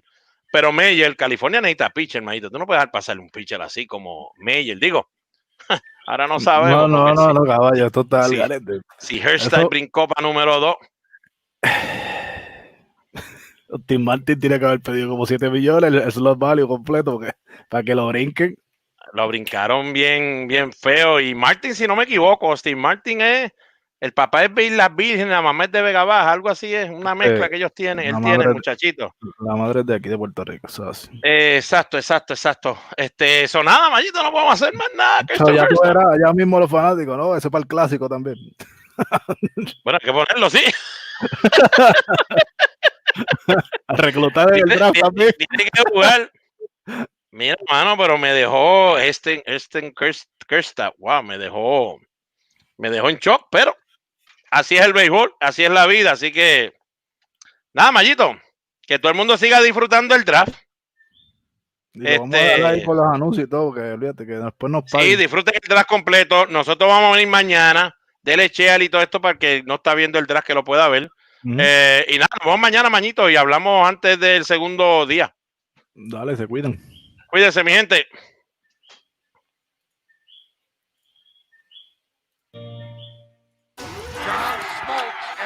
Atlanta into the World Series. Mike Trout has hit for the cycle. I don't believe what I just saw. All-time games every day on MLB Network. The 2020 MLB Draft Cam is presented by T-Mobile for Business, connecting MLB clubs and their draft picks with T-Mobile's most powerful signal ever. Let's check in on Marlins GM. Dan Hill, Mike Hill is sitting there checking things out. Mike Hill on the phone right now as we're getting closer and closer to finding out who the Marlins are selecting with the 3rd overall pick in the 2020 draft. Back to the podium we go. With the 3rd pick of the 2020 MLB Draft, the Miami Marlins select Max Meyer, a right-handed pitcher from the University of Minnesota. The Kansas City Royals have the next pick. Wow, okay, Max Meyer goes 3rd overall. This ties the highest draft spot by a Minnesota Golden Gopher since Paul Molitor went 3rd overall in 1977. This guy's got some of the best pure stuff of any pitcher in this draft. He's a 6-foot right-hander, touches triple digits. Now, he tied a school record with 16 saves as a freshman, moved into the rotation as a sophomore, continued missing bats, but we're not missing the reaction. Cousin Luke was the first to stand. He was the first to stand, and there you see Max Meyer celebrating a huge night. Drafted 3rd overall by the Miami Marlins. Has the cap on, and wow, expect the unexpected. Congratulations to him. Al Leiter standing by in Studio 42. The first pitcher selected is Max Meyer. Does that surprise you? Yeah, I think, I was buying in on certainly Lacy and the discussion there, but not that far down with Max Meyer. And I love it. I love the fact that the Marlins took a guy that the prototypical, what they look for. Everybody likes a big pitcher, 6'4", 6'5"-ish. Max Meyer's 6 feet tall, and there's absolutely zero wrong with that because the dynamic delivery is so athletic. But you got to mention, okay, 6 foot, what comes out of his arm? 97, 98, 99 miles an hour. And I thought about a few of the big league guys. Marcus Stroman's much shorter than that, but you got Timmy Lincecum, guys that have been sick, Sonny Gray, Coach Corbin's guy, Timmy Hudson. I had to include guys, David Cohn. You're talking about you eliminate some Pedro Martinez. Are we talking about guys with great stuff that aren't 6'5"? But look at this right here. This doesn't lie, folks. This is a dynamic, electric arm. This is an alpha male type guy. This is the slider that everybody's talking about when they watch him. It is that elite. Fastball plus to upwards of close to 100 miles an hour. That slider, yes, I want to do a little young Zach Greinke. I know they're both wearing 23. Not exact. I like the lower half of what Max does. He really uses his lower half. He was a 3-time hockey letterman, so he does have that tough thing. He developed a third pitch, his changeup. Once that gets in the mix, who knows how the Marlins are going to use him. But this guy with those 2 pitches, he is big league ready with respect to elite arm. And I don't care if he's 6 foot. Yeah. This guy can throw the baseball. Yeah, his stuff is huge. Al Leiter, thank you. Jim Callis, what do you make of this? Explain this to me. Mike Hill with a surprise, Max Meyer, all the way up to number 3. Yeah, I mean, he went a little higher than expected. I think we're all having rough starts to our mocks after Torkelson at 1. But like Al just said, there's nothing wrong with his stuff. You could argue it's the best stuff in the draft. I think that slider is the best individual pitch in the draft. Al showed you the fastball up to 99. I have no questions about him being a starter either. You know, he's not the biggest guy like Al pointed out, but he's athletic. This guy was a two-way player, you know, big hockey player as well. He's athletic. He repeats the delivery well. He throws strikes. He overpowers guys. So I think we all thought Asa Lacy would be the first pitcher off the board, and we thought that Miami might go Austin Martin if he was still on the table. There's nothing wrong with taking what might be the best arm in the whole draft. Yeah, I mean, when you touch 99 miles an hour, why not? And you have show hair like that. Max Meyer, 6 feet tall, but he's the 3rd overall selection in the 2020 MLB Draft. Up next, who will Dayton Moore pick? The Kansas City Royals have the 4th selection. Back to the podium. With the 4th pick of the 2020 MLB Draft, the Kansas City Royals select Asa Lacy, a left-handed pitcher from Texas A&M University. The Toronto Blue Jays have the next pick. The top left-handed pitcher off the board, Asa the Ace Lacy. He's the highest draft pick in Texas A&M history. Destined to be an Aggie. He grew up in Texas, attended a bunch of their football and baseball games. High school coach, also played baseball at A&M for 4 years. Breakout season was his sophomore year, 2.13 ERA. He ranked in the top 10 in Division I baseball on opponent's average and K per 9. Off to an unbelievable start in 2020. He struck out 46 batters in 24 innings, gave up 2 runs on just 9 hits. He struck out 13 in his last outing against New Mexico, 7 no-hit innings. So Al, you were singing this kid's praises, and what was the separator for him? What was the one thing did he add something that turned him out to be the ace he was at A&M and now the 4th overall pick? I think it elevated him to get to this status. He's a big guy, unlike what Max Meyer at 6 foot. This guy being 6'4" or better, he's developed and grown since he's been at Texas A&M. But it's the slider, Greg. He's improved. Listen, for a guy that's thrown with exceptional velocity as he's come up, he's been up to 97 miles an hour. I like big body guys that use their body. If you look here, he gets really the big muscles involved, gets a great finish, therefore a nice north-south. I did think of James Paxton, but I'm showing this in particular because of his stride length. A lot of the metrics now with respect to extension, well, the perceived velocity, 6'9" is unusually long. Therefore, the hitter doesn't see it as much, so he actually gains a mile on perceived velocity. But here, Nick Gonzalez will go off the board here shortly. This was an at-bat earlier this year, 97, 97. He goes some high cheese up there, 96 check swing. Really exceptional stuff. And again, I like the body usage. He's got the changeup. This was his pitch, fastball change as he got to Texas A&M. But this is a separator. Has a curveball as well, but this is an 87-mile-an-hour breaking ball. So if you look at what he's able to do with Lacy with respect to 94 to 97, he's got a plus-plus fastball, clearly good changeup. So he's got 2 different directions. I see why you would draft this guy, and clearly this guy's going to have a quick ascent to the big leagues. 5 of the Royals' last 6 first-round picks have been college pitchers, so they're stockpiling arms. Asa Lacy is the next off the board. He went 4th overall. Tim Corbin, Vandy's head coach, has been with us throughout the night. And Tim, you saw this guy up close. What are the Royals getting in the southpaw? This is one of the best left-handed pitchers we've had in the SEC in the 18 years that I've been there, and we've had several. But this kid's a puncher. He's coming after you. He's very durable, as Al said, and Al's a good comp to this kid. It's a heavy fastball. It plays well up in the zone. The breaking ball is very much improved. If you talk to Rob Childress, his coach, he would tell you his fingers were behind the ball more, and he was getting good spin, horizontal, and depth to that pitch. But the other pitch is the changeup, and looking at it from our vantage point, the change and the fastball, they match up pretty well. There's a tunneling effect to that changeup that's very effective. But I think with the size, the durability, and the mindset, I mean, this kid is very, very aggressive. He's a winning kid. Yeah. And I love the comp to Al Leiter. That actually plays. I remember watching Al Leiter pitch in the big leagues. It looks a lot like those mechanics. Well done, Tim. Yeah. Jim Callis, I'm looking at the farm system for the Royals. Obviously, last year's pick, Bobby Witt Jr., he's their top prospect. Then you got Brady Singer, Daniel Lynch, Jackson Kowar. You're adding Lacey. The Royals have an MO now. They're stockpiling arms. Yeah, they do. They used 3 first-round picks on college pitchers 2 years ago. Now they get Asa Lacy here at number 4. Best lefty in the draft. Second everything everybody else said. Very, very interesting pick, and adds to that stockpile of arms. Royals rebuilding project looks like it's coming along pretty nicely. Yeah, it's to see a Lacey go off the board here at number 4 is not surprising, but we did see a surprise at number 2. Heston Kjerstad, so much speculation that Austin Martin would go number 2, possibly from Vanderbilt. Instead, it was Kjerstad going number 2 overall. Now, Spencer Torkelson went number 1 overall. He tops the board as a third baseman, and the number 1 pick joins us now live on MLB Network. Spencer, congratulations.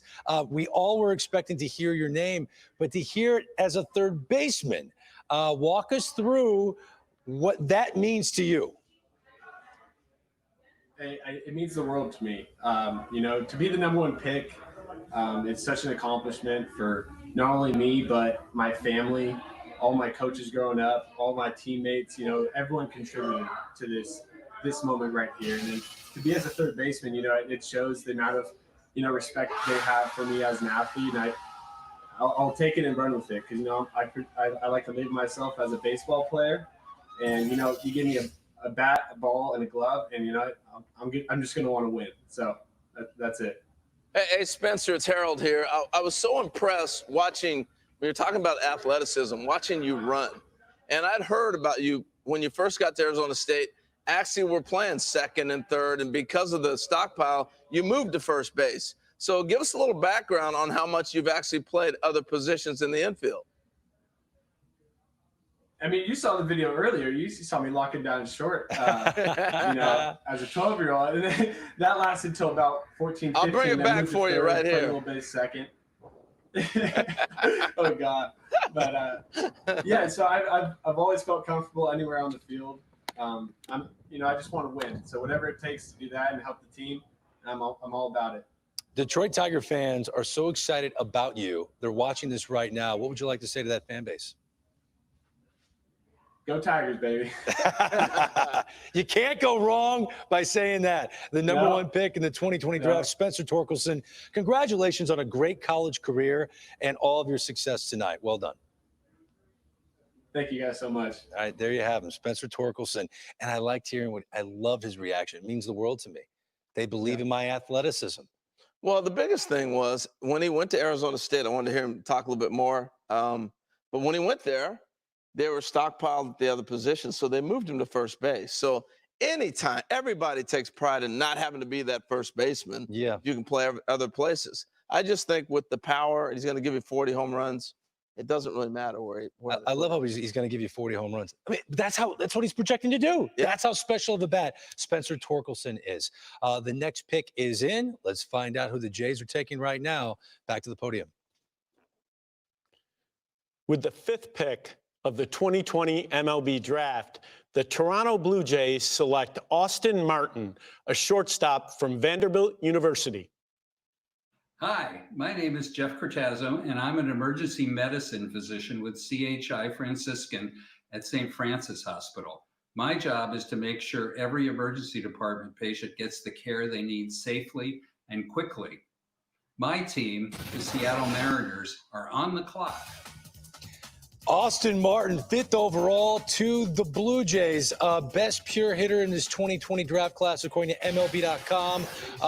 This is the reaction, a moment he's been waiting for his whole life. Shortstop selected by the Blue Jays, and that is an organization that has plenty of position player talent already in the big leagues, already very young. They're going to add Austin Martin, who I'm sure they didn't expect to have the opportunity. They did not expect that Austin Martin would be sitting there to go number 5 if the Blue Jays take him. And Tim Corbin's with us. And Tim, how proud are you right now to see your guy go number 5?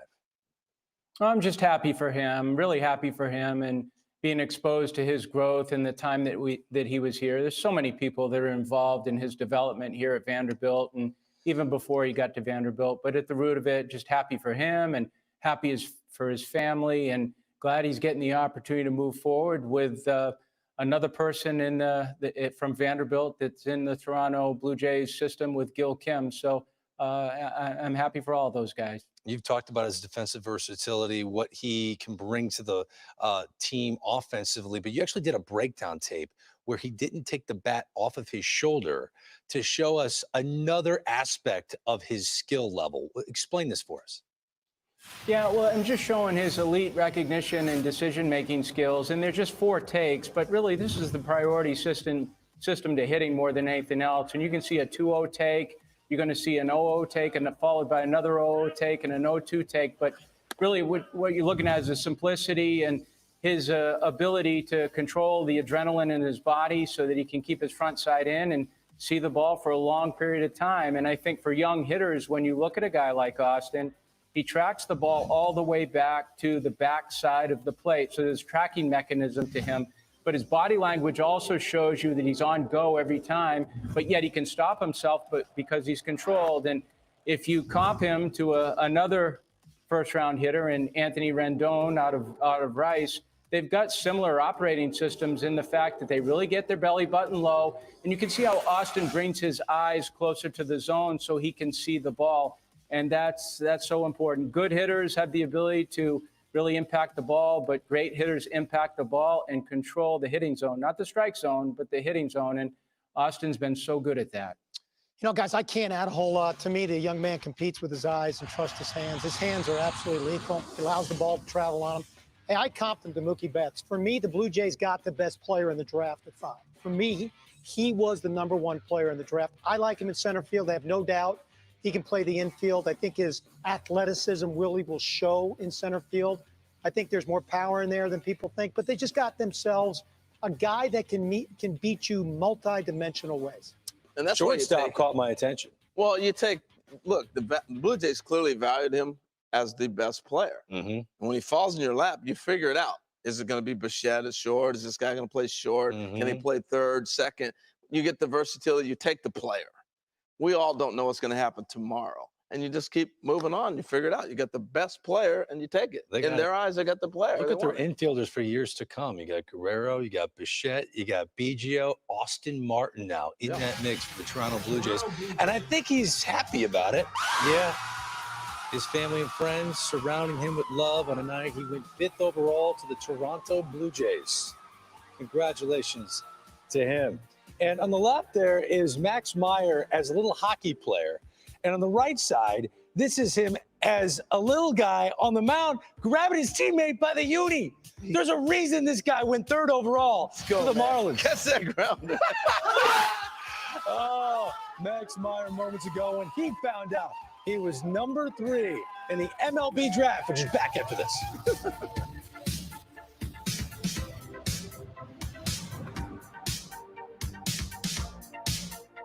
Whatever worst case scenarios, I need to know what we're dealing with. I don't know what we're dealing with yet. You never wanted to admit anything could ever be wrong. Don't talk yourself into something because of some made-up story. What if it's not a story? Do you know what's at stake? Do you realize what they want to do to him? I didn't do it. I swear, I didn't do it.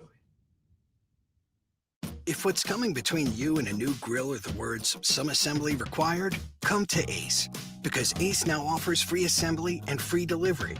So it's never been easier to get a great grill for your family, like a Weber gas grill, a Traeger wood pellet grill, or a Big Green Egg charcoal grill.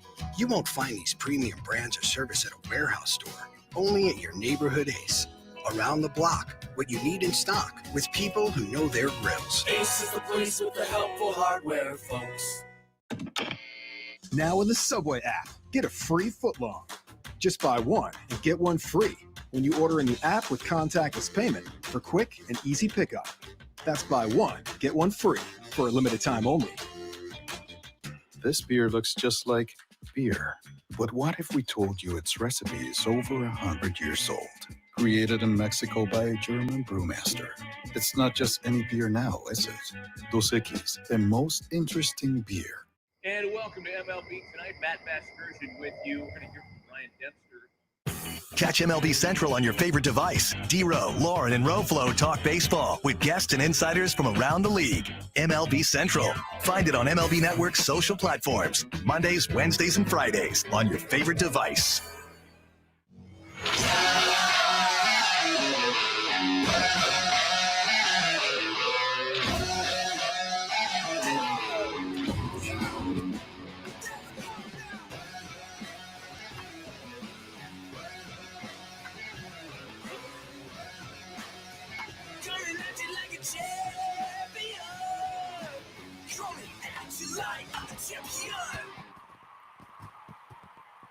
Rated E for everyone. It's baseball's show of record. It's MLB Tonight, safe and home edition. Keeping you on top of the game until it returns.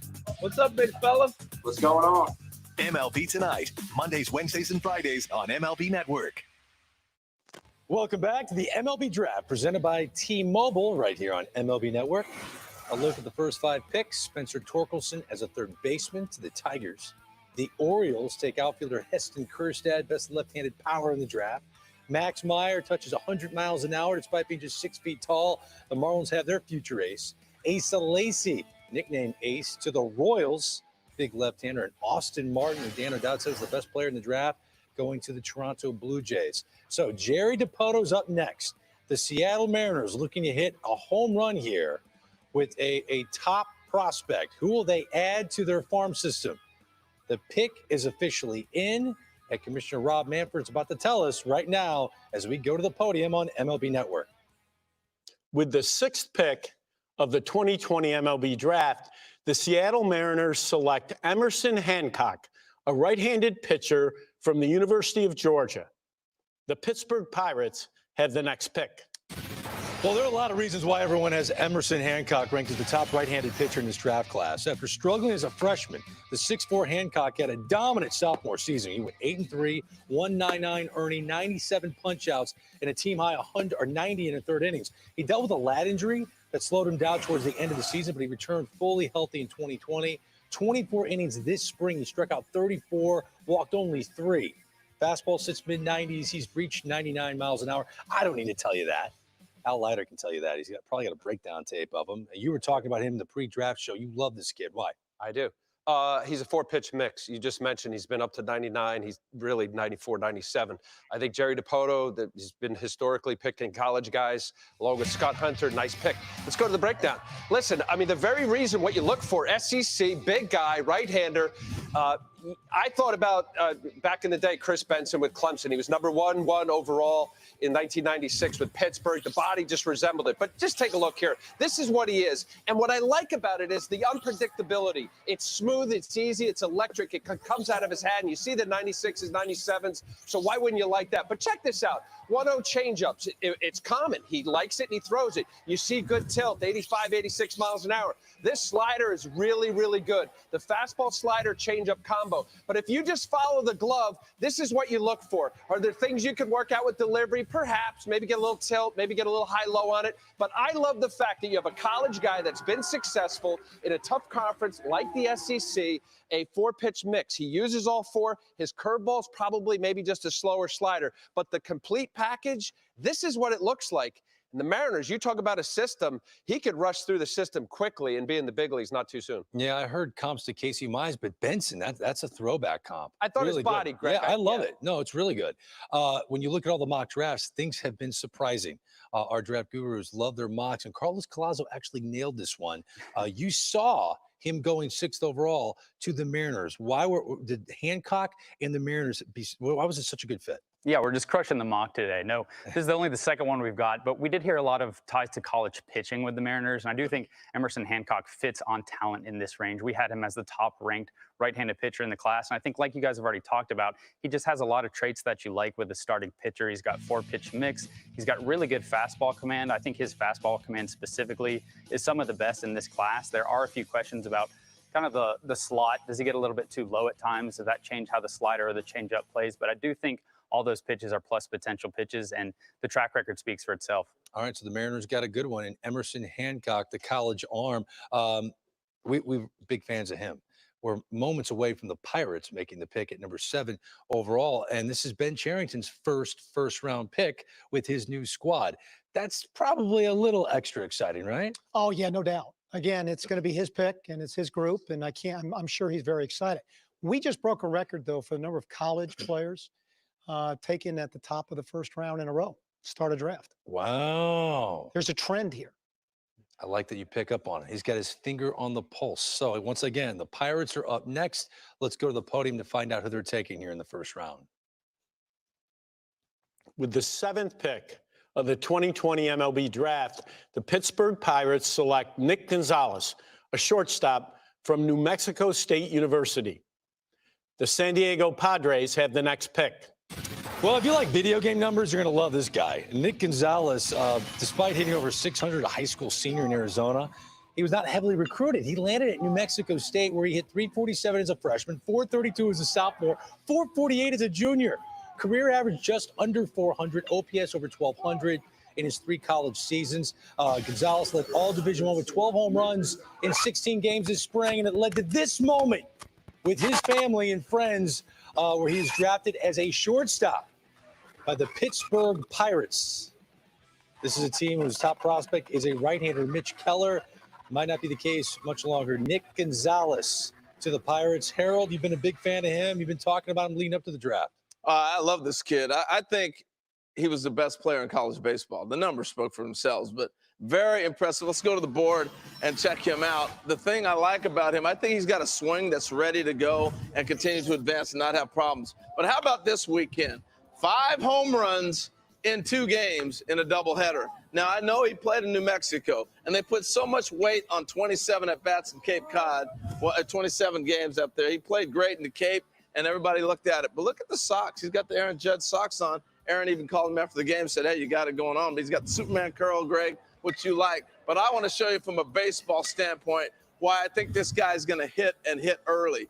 He hits every pitch in the quadrant. Look where those things stay. He can reach a ball in, out, up, down, everything. A lot of guys have to adjust their swings that are not used to being able to cover the whole quadrant of the strike zone. This kid covers the strike zone. So I see you up there, Mr. Mayo. I like this guy a lot, obviously. What are your thoughts on where he's at, and what do you think of him? It's shocking you like a middle infielder who can hit, Harold, but yeah. I think you nailed it. He can really hit advanced approach. There was the questions about altitude. That's where the Cape Cod stuff comes into play. Yeah, small sample size, but he impacted the baseball with wood in his hands. That's not a problem. I don't know that he plays shortstop long term, but even if he's over at second base, he'll be above average at second, and he's just going to match and put up numbers. And one of those advanced college bats, that will get to the big leagues in a hurry.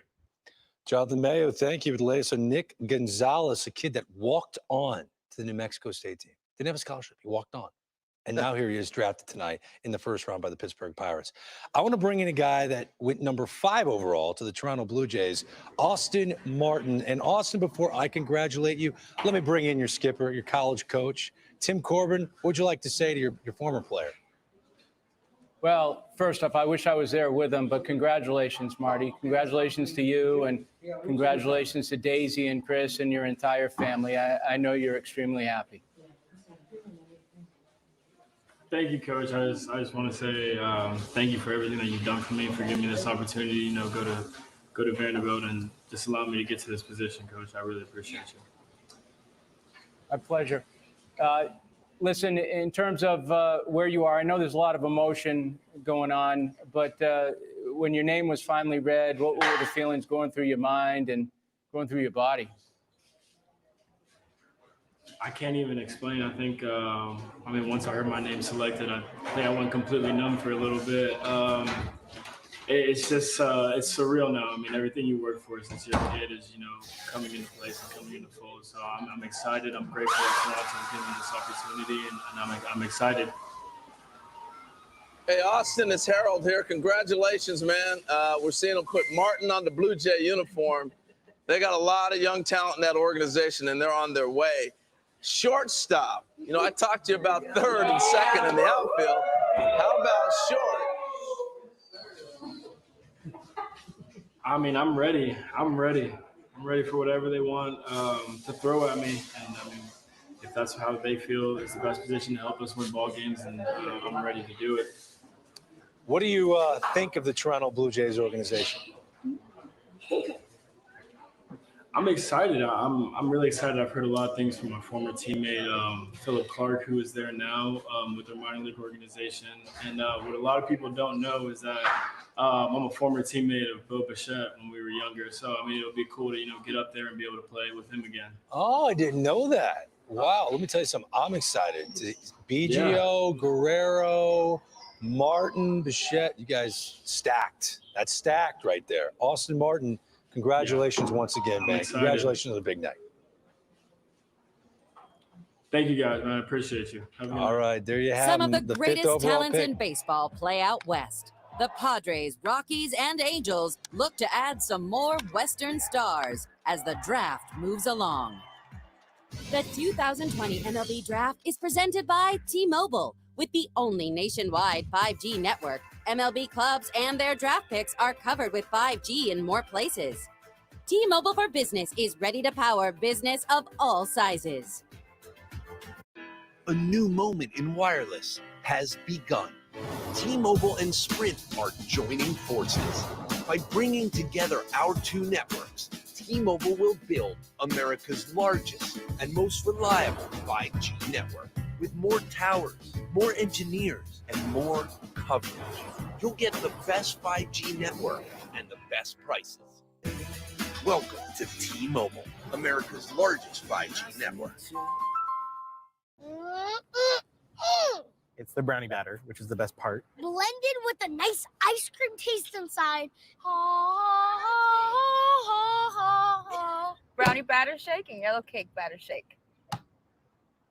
Why would your kids need a Greenlight debit card? Well, they're gonna need money sometimes. With Greenlight, you can send them money instantly, manage where they can spend, and get alerts when they use their card. Imagine the peace of mind that would bring you. Greenlight. At Domino's, we think you and your oven could use a break. Ours are running at 450 degrees, and your pizza stays untouched from here to your table. Use contactless carryout to get 3-topping pizzas on any of Domino's 5 crusts for just $7.99 each. Incomparable design makes it beautiful. State-of-the-art technology makes it brilliant. The Lexus NX. Experience the crossover in its most visionary form. Experience amazing at your Lexus dealer. You love compression socks, but they're just so hard to get on. Until now, Copperfit Energy Socks, the first ever easy on, easy off fit to help reduce swelling and provide energizing support. I'm so excited about these socks. They just hug your leg. I could wear these every day. And support in the arch and ankles for relief of aches and pains. I've never felt anything like it before. I can never go back to regular compression socks again. Get yours now at GetEnergySocks.com.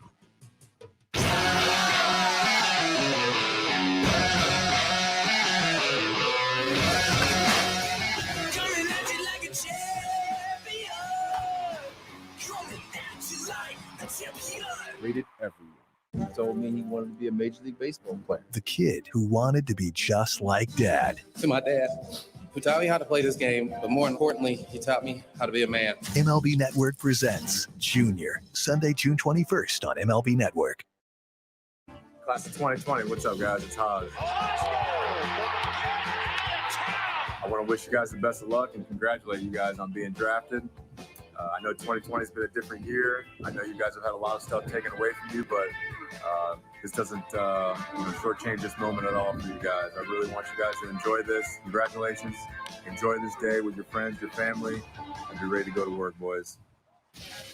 How cool is that? Eric Hosmer, one of the faces of the San Diego Padres. AJ Preller, front office leader of the Friars, a team that has a ton of young talent. I mean, Fernando Tatis Jr. might be the best young player in the sport right now. Who will they add to their cupboard? They're up next at number 8.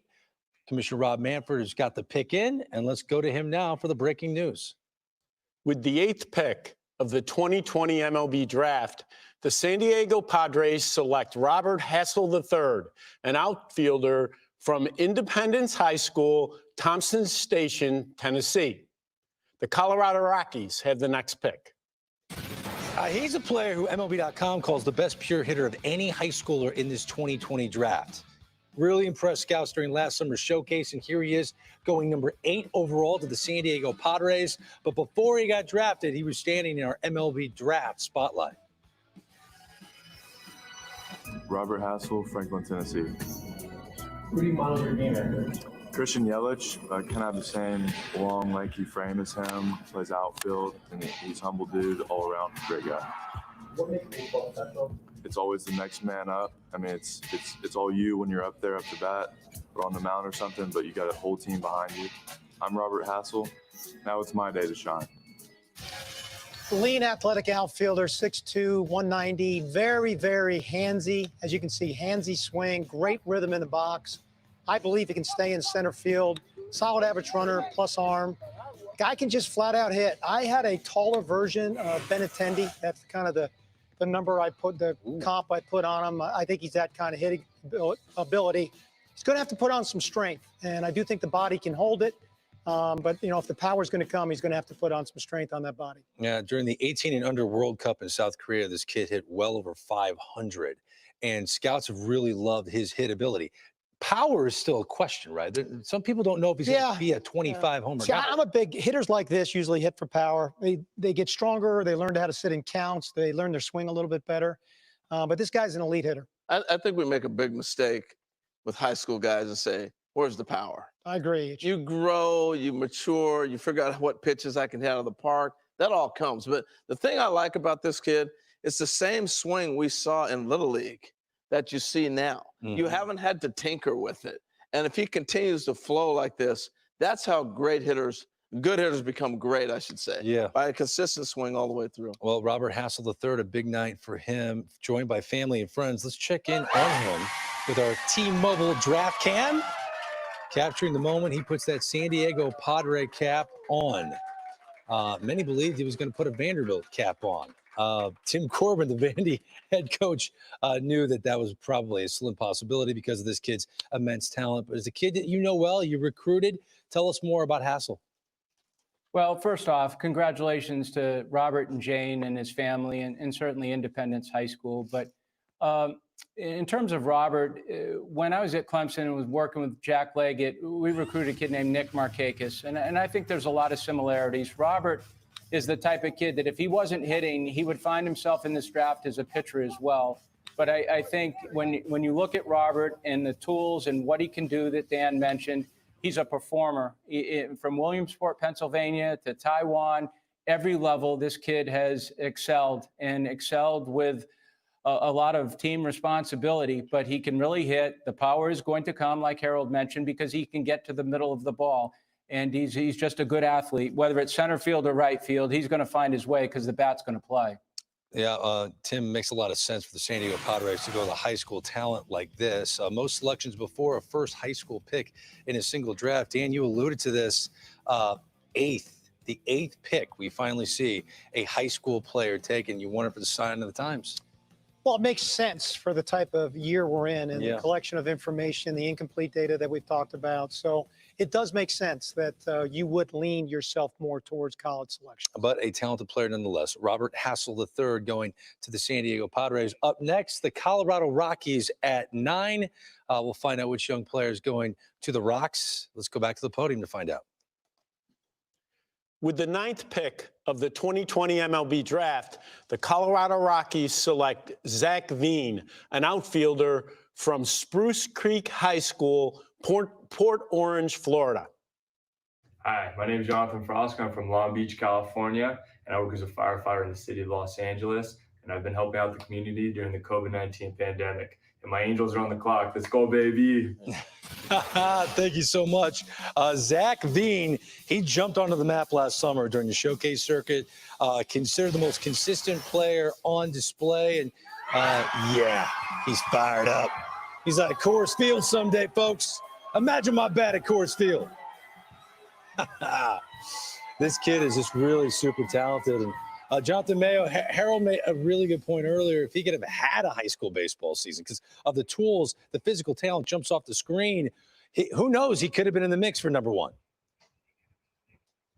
He could have definitely moved up, but he was actually one of the guys who played a bit in the spring and really took another step forward, and I think that helped move him into a solid top 10 range. I don't care, Coors Field, any park, Yellowstone, he's gonna hit anywhere. It really doesn't matter. It's just a really good left-handed swing. You can see how tall he is. He already knows how to leverage the baseball. There's going to be more power to come. I think he probably ends up in right field, but he'd be a really athletic right fielder. You can put him in center if you really wanted to, until he gets pushed over to that corner. But it's that bat that's really exciting. It's an athletic package. That's why you hear the Cody Bellinger, the Christian Yelich type comps, the tall, gangly high schoolers who ended up growing into a lot more power than people expected. Jonathan, we're going to do this again with this kid because he's so impressive. I want to take people back and just look at his breakdown. But 6'4", 190 pounds. He's even a little bit more weight now as you get a chance to see him. But this is what, Greg, I talked about earlier. I just love how you look at how much the body changes with these high school guys. And I thought Dan O'Dowd made a tremendous point that from 17 to 18, that's probably the most biggest physical time. But a lot of folks have been talking about Cody Bellinger. Here's a look at Cody Bellinger in high school. And does he not look like Zach Veen? Totally. I mean, similar swing. And I asked him earlier who were some of the players he emulated and thought about. Cody was one. But I think this kid is really thinking big time. He's one of these guys that would walk away with the Ted Williams quote, if I want to be the best player remembered, best hitter of all time. He's going to Colorado. I mean, for a hitter, if I got drafted on draft day and I'm 6'4", over 200 pounds, and I'm thinking about hitting home runs, I'm dancing. Oh, my goodness. He kind of Colorado? That's a tremendous pick for a high school player to dream of going to the big leagues in. The one thing we don't talk about enough, he's going to put up some points in that place. He is. Is that he's got great instincts on the bases. I mean, to me, he's going to be an above-average right fielder with great instincts on the bases. I mean, I think there's even going to be a better hit tool in there once he figures out how to shorten up a little bit and in two-strike situations. But, I mean, I really like this kid. It's got some Larry Walker in him. The one thing Zach's going to have to do, he's going to have to learn to embrace mentally the grind of the game, like all high school players. To really maximize all the gifts that he has, he's going to really have to embrace that not every day that you show up on the field, you're going to feel 100%. 4 of their top 5 prospects in the Rockies farm system are position players. And we've talked a lot about the struggles of finding pitching for the Rockies.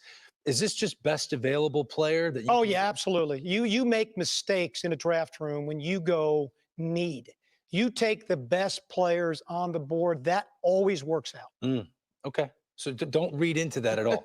Okay. Don't read into that, Greg. No, get the best. That makes sense. The other thing about this draft, I mean, we talked about it earlier. I really think you got 5 picks, man. You're picking a starting 5. I don't know if there's a LeBron James out there. You got to build a strong unit here, and you take the best players on the board. Well, if we spin it to the next pick at number 10, the Angels, their top 5 prospects are all position players.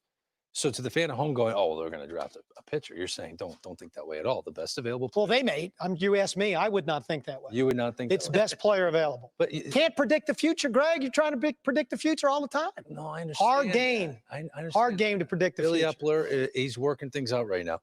But at some point, you have to make a decision and go, pitching is a necessity. The Angels are a great example of that. Yeah. Pitching is a necessity. But you're not taking a kid today that's going to pitch in the big leagues tomorrow. No, I understand that. So, but who knows? If it's a college arm, maybe 2 years. If there's an arm out there right now, they want to go pitcher, I'm going Mick Abel. I'm sorry. It's a perfect fit for this. Yeah, I like Detmer right here. Oh, this is a fun game. I think Detmer would be my pick, too. Yep. Yeah. Well, let's all right. You want to find out who they're taking? We're about to find out. Back to the commissioner we go. With the 10th pick of the 2020 MLB Draft, the Los Angeles Angels select Reed Detmers, a left-handed pitcher from the University of Louisville. The Chicago White Sox have the next pick. I promise you, folks, we did not know that's who they were taking. I was just going to say, like I said, Detmers. I promise you. Reed Detmers, you're looking at the most polished left-handed pitcher in this draft class. Broke onto the scene, great sophomore season. Led Louisville to the 2019 College World Series, had a 2.78 ERA, 113 innings, at the program's single-season record with 13 wins and 167 strikeouts. And Reed Detmers finding out in the comfy chairs with his family and his friends, drafted 10th overall to the Angels.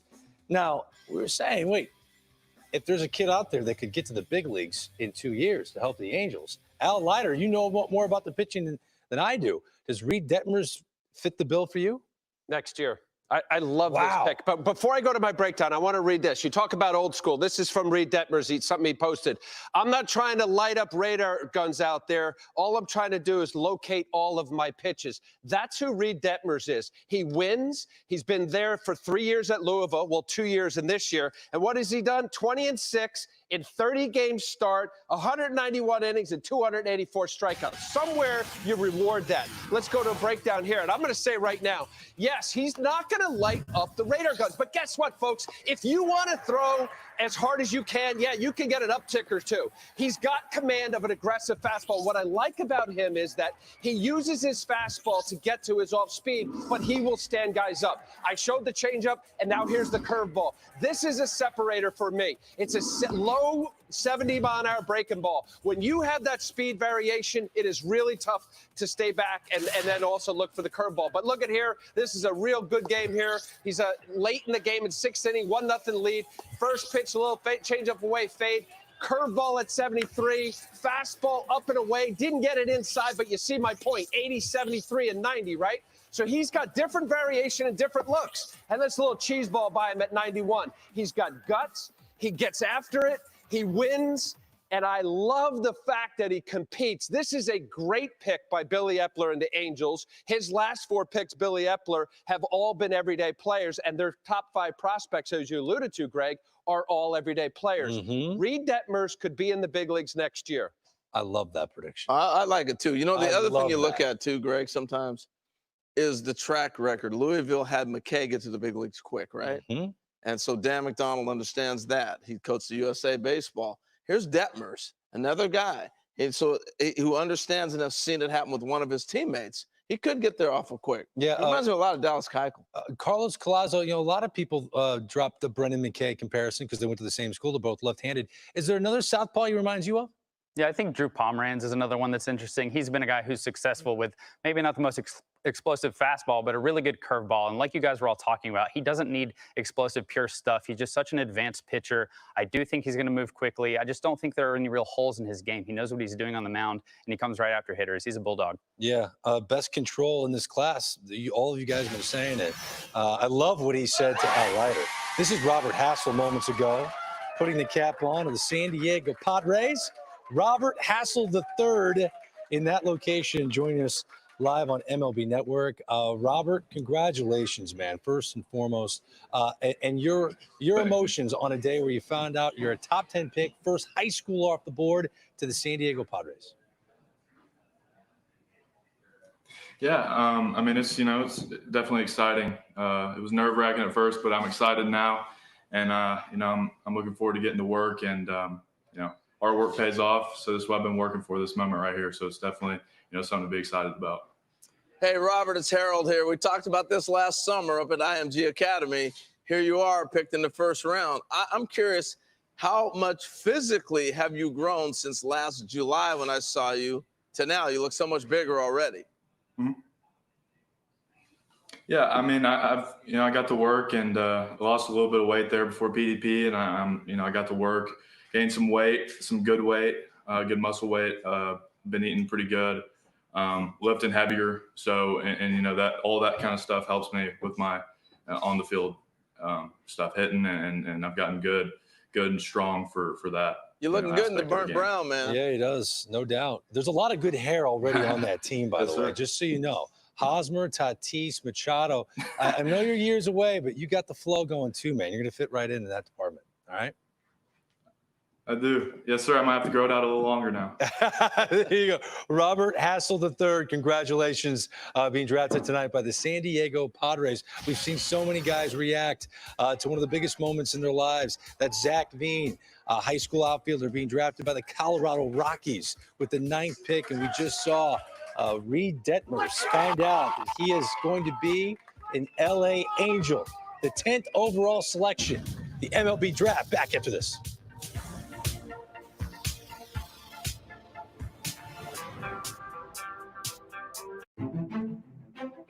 T-Mobile and Sprint have joined forces. We're building not only a bigger 5G network, but a better one that will deliver unprecedented reach and reliability and the highest capacity in history.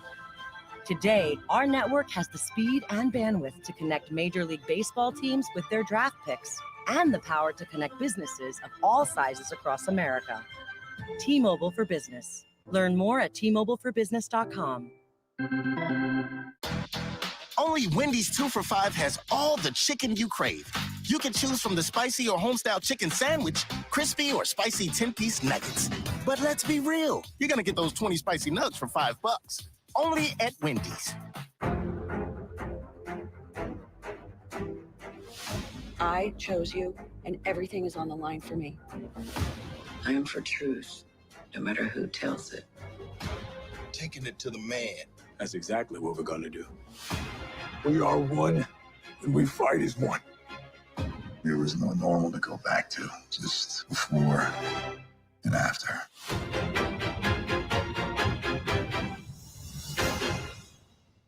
Father's Day may only come once a year, but dads are always doing.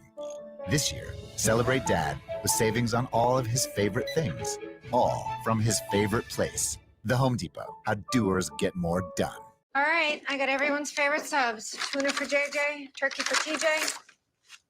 Turkey for JJ? Tuna for TJ.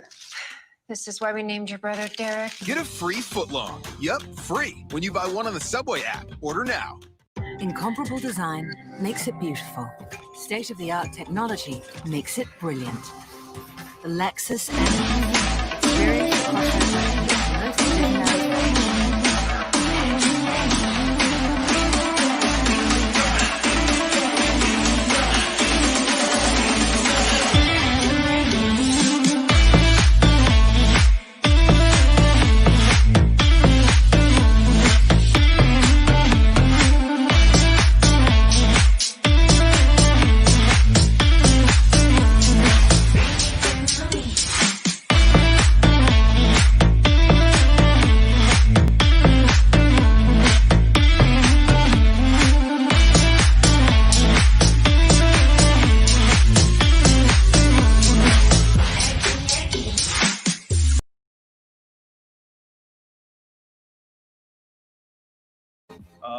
But you can continue to, be great, man. Take a positive from it.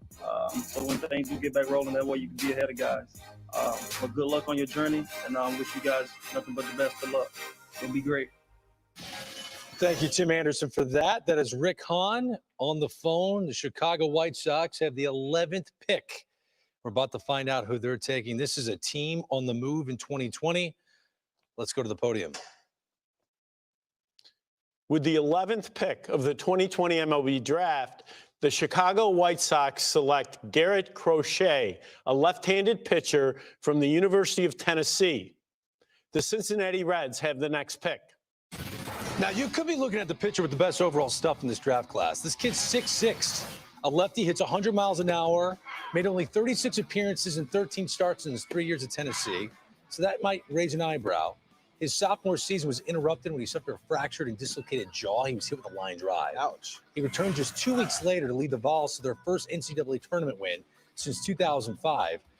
Only made one appearance this year due to both a shortened season and precaution over a sore shoulder. But what this guy lacks in track record, he makes up for stuff, man. Al, fastball you can dream on. If there's a kid, the comparisons here, you've heard Chris Sale before, and here he is drafted by the White Sox. You talked about, Reed Detmer's going next. He'll be there next year in the big leagues. Who knows? The White Sox think outside the box and using lefties like this before, right? So when I get into this breakdown, Rick Hahn did not collaborate with me, but I did use that reference. Listen, there's every reason why you like Garrett Crochet because of what you just described. I mean, a big, tall guy, left-handed, and he throws bullets. I mean, in this quarantine time, he's been up to 100. You just look at this. This is not a comfortable at bat at all, but it's primarily fastball slider, which, okay, I think there's so much more room, and they're scratching the surface. But, yes, look at this. Chicago White Sox fans, let's dream on this a little bit. But now watch here. When you stop, high elbow, similar position, a little bit left to right, but right there, it's very close. So you got plus arm and a bigger body than Chris Sale. But just look at this. Look at these swings. You talk about a difficult guy to pick up the ball. These are ugly swings in a good conference with a good school. So I had, yes, Chris Sale, but then I'm saying, okay, if this is something the White Sox want to go on, and you got Andrew Miller, that's not bad either. But here, this was just during this quarantine time, 100 miles an hour. So we got a fastball slider guy. If he develops a changeup, because I still think you need 3 pitches in the big leagues. I don't care if you throw $1 billion, that you need a couple secondary pitches to get off of your fastball. But you know what? I have to go to you, Coach. What do you think on this guy? Because you've seen him up close and personal there, Tim. Well, your comps are good. I mean, you can go either way with him as a starter or reliever. I think in general, this kid has improved a lot, both mentally and physically. And have fun trying to hit this guy because he throws around a corner. If you're left-handed, you're in trouble. If you're right-handed, you're in trouble. I do know, in talking to our hitters, they said that the ball was very dark downstairs, and he throws a fastball that's very heavy. And it works at the lower quadrants of the zone. He's got a good breaking ball, and there's a changeup too. And we talked earlier about the 3 diversions to his pitch. Fastball rides in. Breaking ball rides into the right-handed hitter away from the lefty, and the change has some fade to it. But I think this kid is going to go quickly at a certain level and get to the big leagues. And there's going to be more. There's a ceiling to this kid. 6'6", Chris Sale, 6'6". Sale was drafted 2010. This kid 2020. Sale was 13th overall. Crochet 11th overall. Jim Callis, you saw this coming.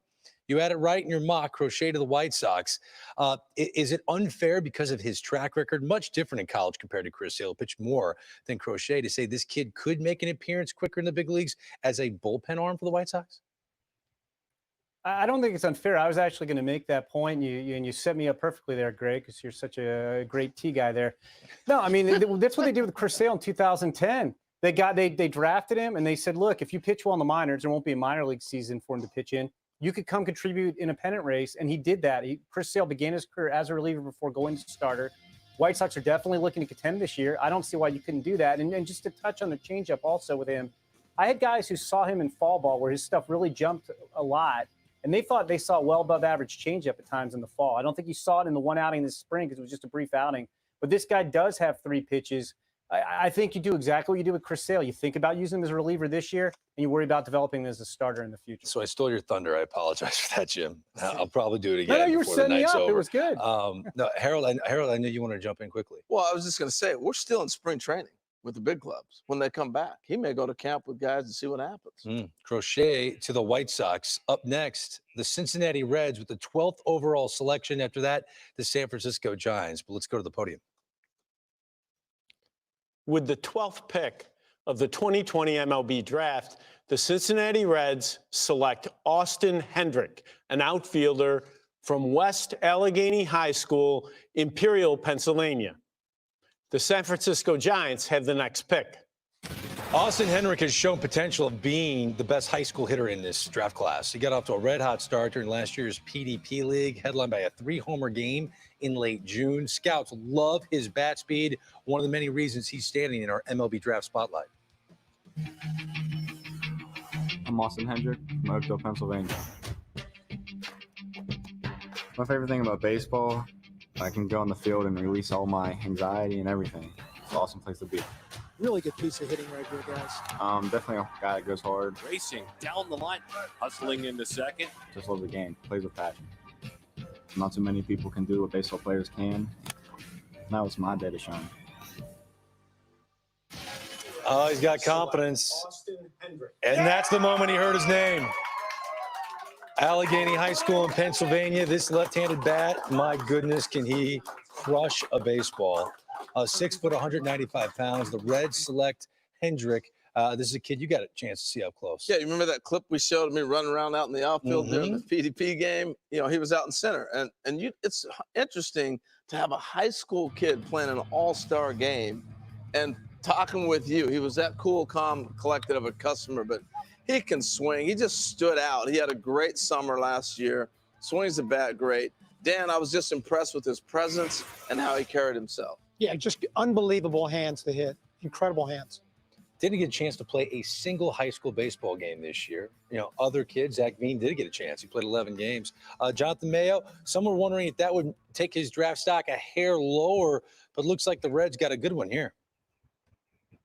Oh, they definitely did. Yeah, here in Pittsburgh, the weather does not cooperate with high school baseball very often. So I'm glad that there was enough summer evaluation for Austin Hendrick. And you take a look at the breakdown of his tools, and we're talking raw power and a ton of raw power. You guys mentioned the bat speed.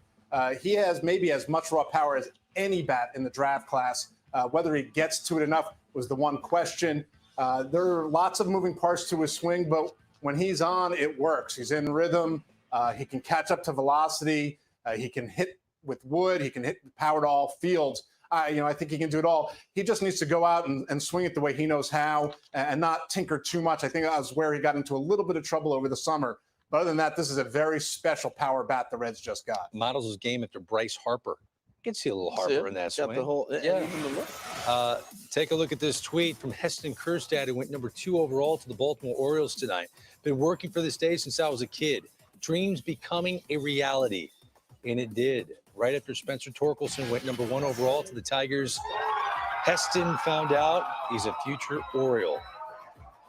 And the pet dog just went bonkers. Our coverage of the draft continues after this. The 2020 MLB Draft is presented by T-Mobile. With the only nationwide 5G network, MLB clubs and their draft picks are covered with 5G in more places.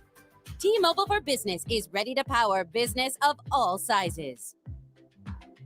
Okay, so let's talk home and auto bundle. We all know customers can save big. So we're talking 24/7 protection.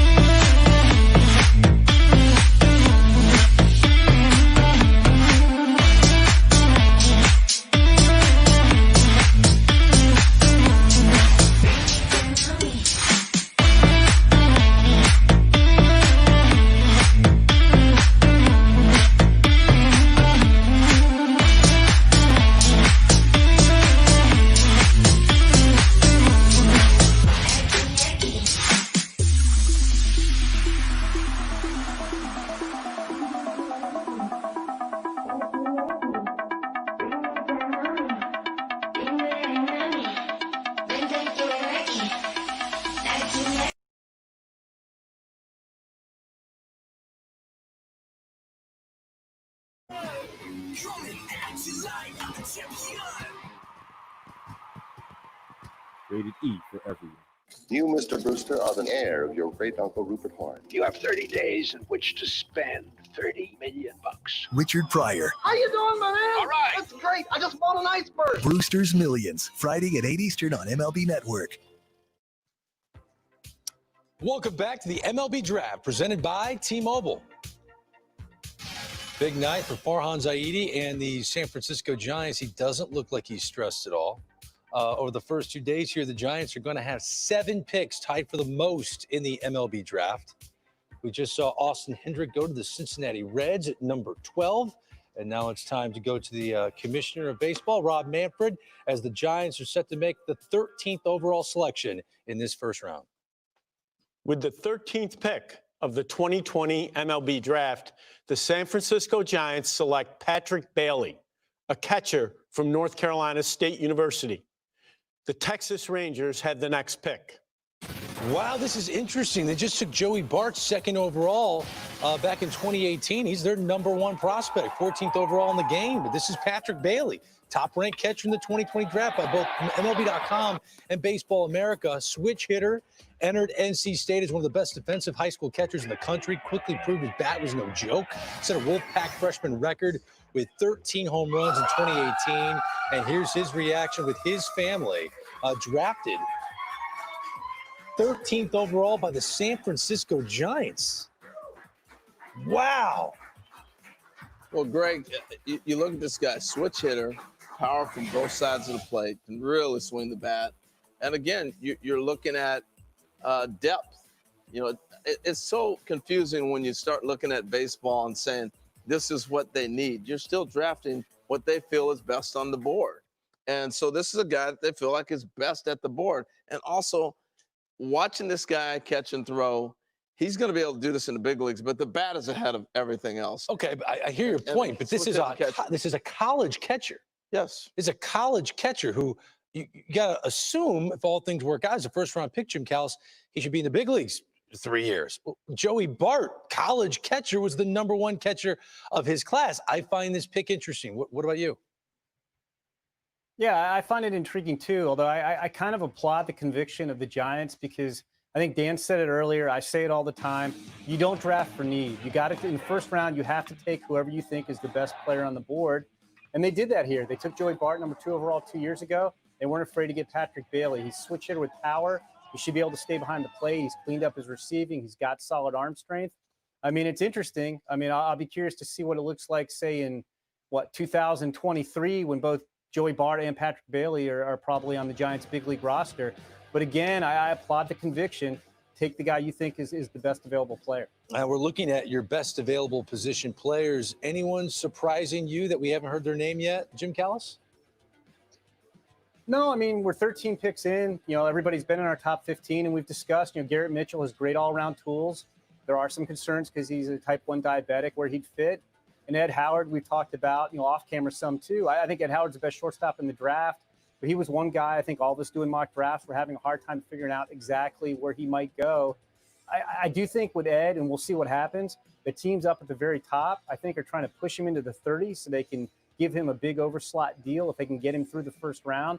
So we'll see if Ed can slide all the way into the 30s. It'll be interesting. Yeah, interesting, no doubt. Again, Patrick Bailey being drafted by the San Francisco Giants at number 13. A few picks before him at number 9, the Rockies selected outfielder Zach Veen, a high school superstar.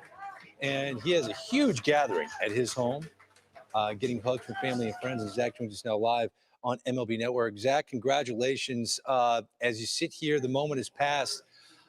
Do you think about all the people that had a hand in getting you to this moment right now? Definitely, yeah. I'd say all the people that are here with me today are the ones that helped me get to this spot in the first place. And without everybody here, I wouldn't be where I am. Hey, Zach, it's Harold here. Congratulations, man. I'm pumped for you. We just spoke the other day. Colorado. Woo! What was your reaction when you heard thinking about hitting in Coors Field? Oh, I was excited. I know they do a good job developing hitters, and the ball flies there. So hopefully, I'll be there in a couple of years and win a World Series. Now, you got a chance to play a few high school games before the pandemic shut things down, but you didn't get a chance to finish your high school career. Was there something you were looking to prove or improve on your senior season in high school? Me personally, no. I went out there and gave it my all, and the end goal was to win a state championship, and it just kind of sucked that I guess we couldn't do that. So that's what I was most bummed about. Hey, Zach, the other day we were talking, and one of the things, playing with great competition and guys with you, talk a little bit about your high school team that you were on and you guys were making that charge. Yeah, we got I think everybody on the field was committed on my high school team, and or is now. We had a bunch of really good Division I pitchers on our team. We had a D1 middle infield, and everybody on that team was going to be a really good baseball player in the future, and they are now. So it would have been something special. Yeah, I think the Rockies believe they have something special in you. Zach Veen, congratulations on being drafted in the first round tonight. Thank you. I appreciate it. All right, there you have him. MLB.com had him rated going into the draft as the #1 high school player in this draft class, and you can see why. In 11 games, the kid put up crazy numbers. It was a small sample size in high school, but he told us, I had nothing left to prove. I mean, this kid did it all in his summer year. And if you want a superstar, what's the one thing you're looking for? Confidence. And I think this kid's got it. Had nothing left to prove. That's pretty impressive. Yeah, why not, right? Goes to the Colorado Rockies at #9. Up next, the Texas Rangers are picking at 14. We're going to go back to the podium and find out from Commissioner Rob Manfred. With the 14th pick of the 2020 MLB Draft, the Texas Rangers select Justin Foscue, a second baseman from Mississippi State University. The Philadelphia Phillies have the next pick. Well, Foscue went from a light-hitting third baseman as a freshman to a slugging second baseman last year. He fixed his stance, according to scouts. The result was a .564 slug, 14 home runs that sophomore year. Had a fairly significant leg kick that he toned down this spring. Great results. At his best, some scouts see a comp to Dustin Pedroia with the ability to do damage with his bat while playing a solid defense at second base. Justin Foscue, the former Mississippi State Bulldog, going to the Texas Rangers. Harold, what do you think of this pick? Well, I think they got some great coaching at Mississippi State. They have a couple other infielders that might go in this draft as well. When I watched him, very smooth actions defensively. He's going to hit, but I think he might be able to play other positions as well if you want to experiment on him. But he's got great actions as you get a chance to look here. Consistent, going to catch the ball for you. And that's what you want when you're playing this position. But I think when you play with great competition and guys around you, you get better. And so, Coach Corbin, you played against these guys quite a bit. And what do you think? With an opportunity to play with other guys that help you get better, that helps you grow as well. And I'm curious your thoughts on Justin. Yeah, I think Justin has a chance to move up the professional ladder rather quick. I mean, this is another guy with high-level recognition skills. And we played a lot of Mississippi State in 18 and 19. So I got to stand next to him when he was playing at third base. Then he made the transition over to second. But when he made the transition over to second, he even became more relaxed. His hands are very giving. He's got very safe hands. But the hitting piece is going to happen. This is a kid who pulls the ball, but he can pull the ball with the right type of spin. He can backspin the ball. And he's learned to go the other way, too.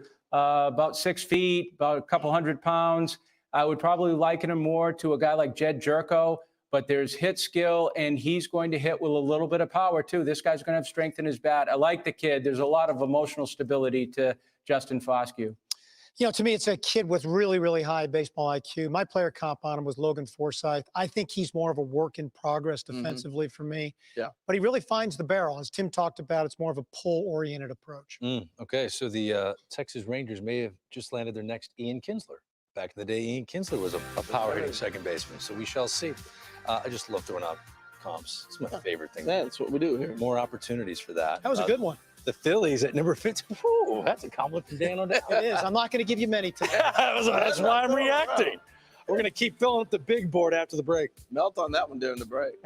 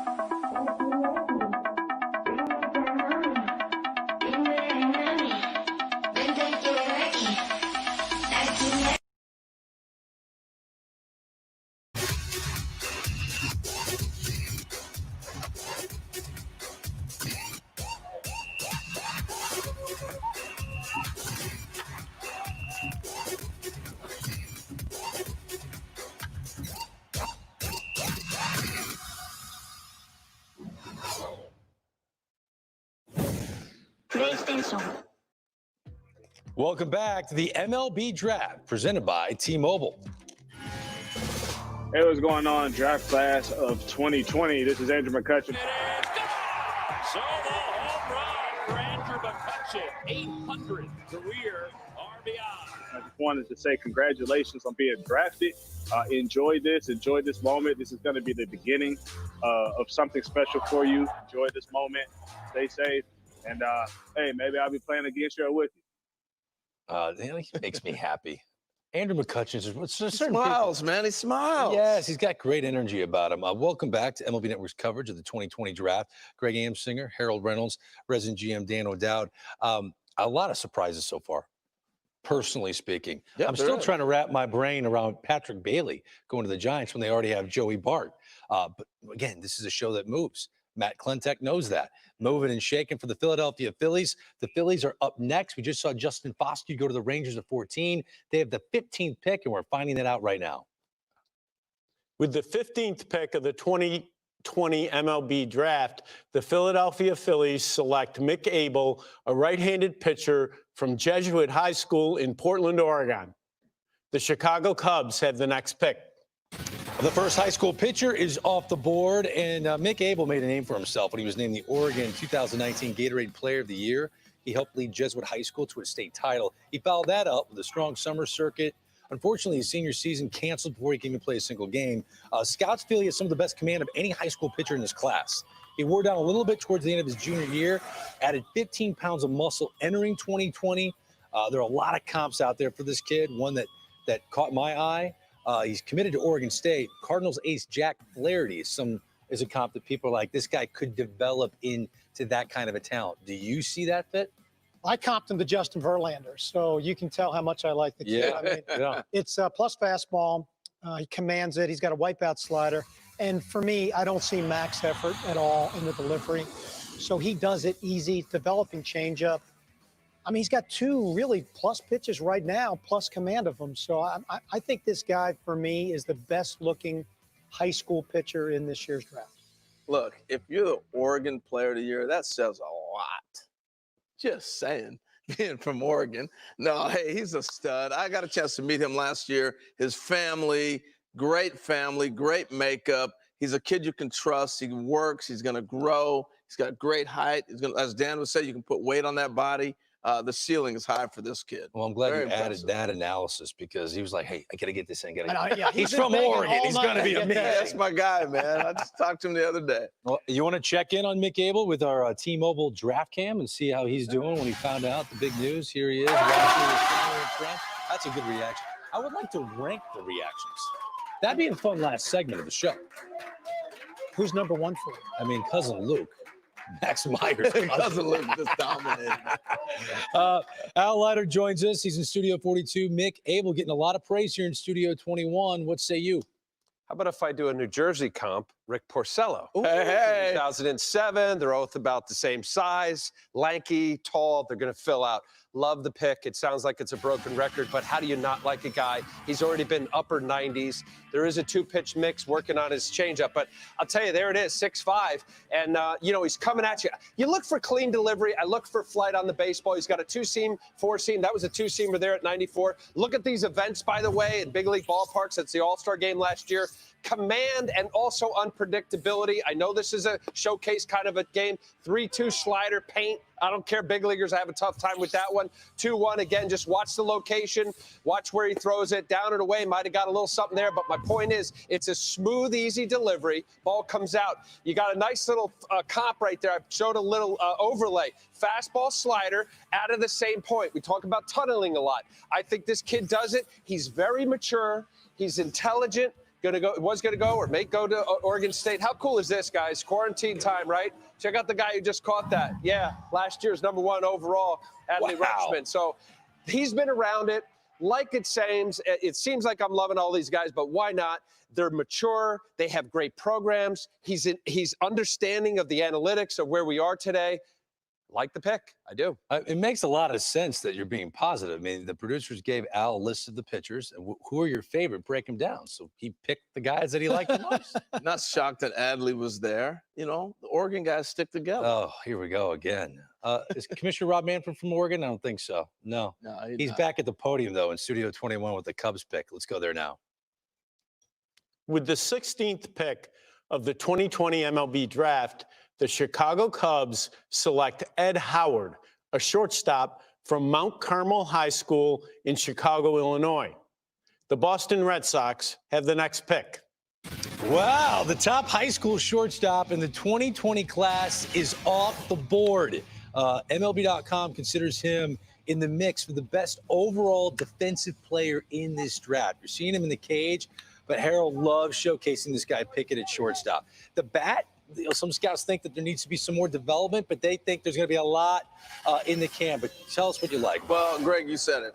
The defense is separator. He's got elite defensive skills. Using that word elite, a lot of folks have been saying it. But I think he's ready defensively to catch a ball in the big leagues now. But he broke on the scene in Little League World Series. Talked about this before. Ed Howard was on that team from Little League that went there, LaTroy Hawkins, Torrey Hunter, and all them. Here's some workout video of Ed this winter. You know, people were wondering how is he going to recover after he had some shoulder injury last year at the end of the summer. Look how smooth he is. Very few guys at this age can take ground balls knowing that are going to be hit to you and then translate it into a game when you don't know a ball's coming at you and make it look like it's a fungo being hit to you. That's Ed Howard. He is that smooth, that simple, defensively making the play. Why do I think he can hit? I'm going to throw a little knowledge at everybody out there. When have you seen an infielder with great hands, and up the scale, a Ozzie Smith or somebody in that range that has that good of hands does not track a baseball well?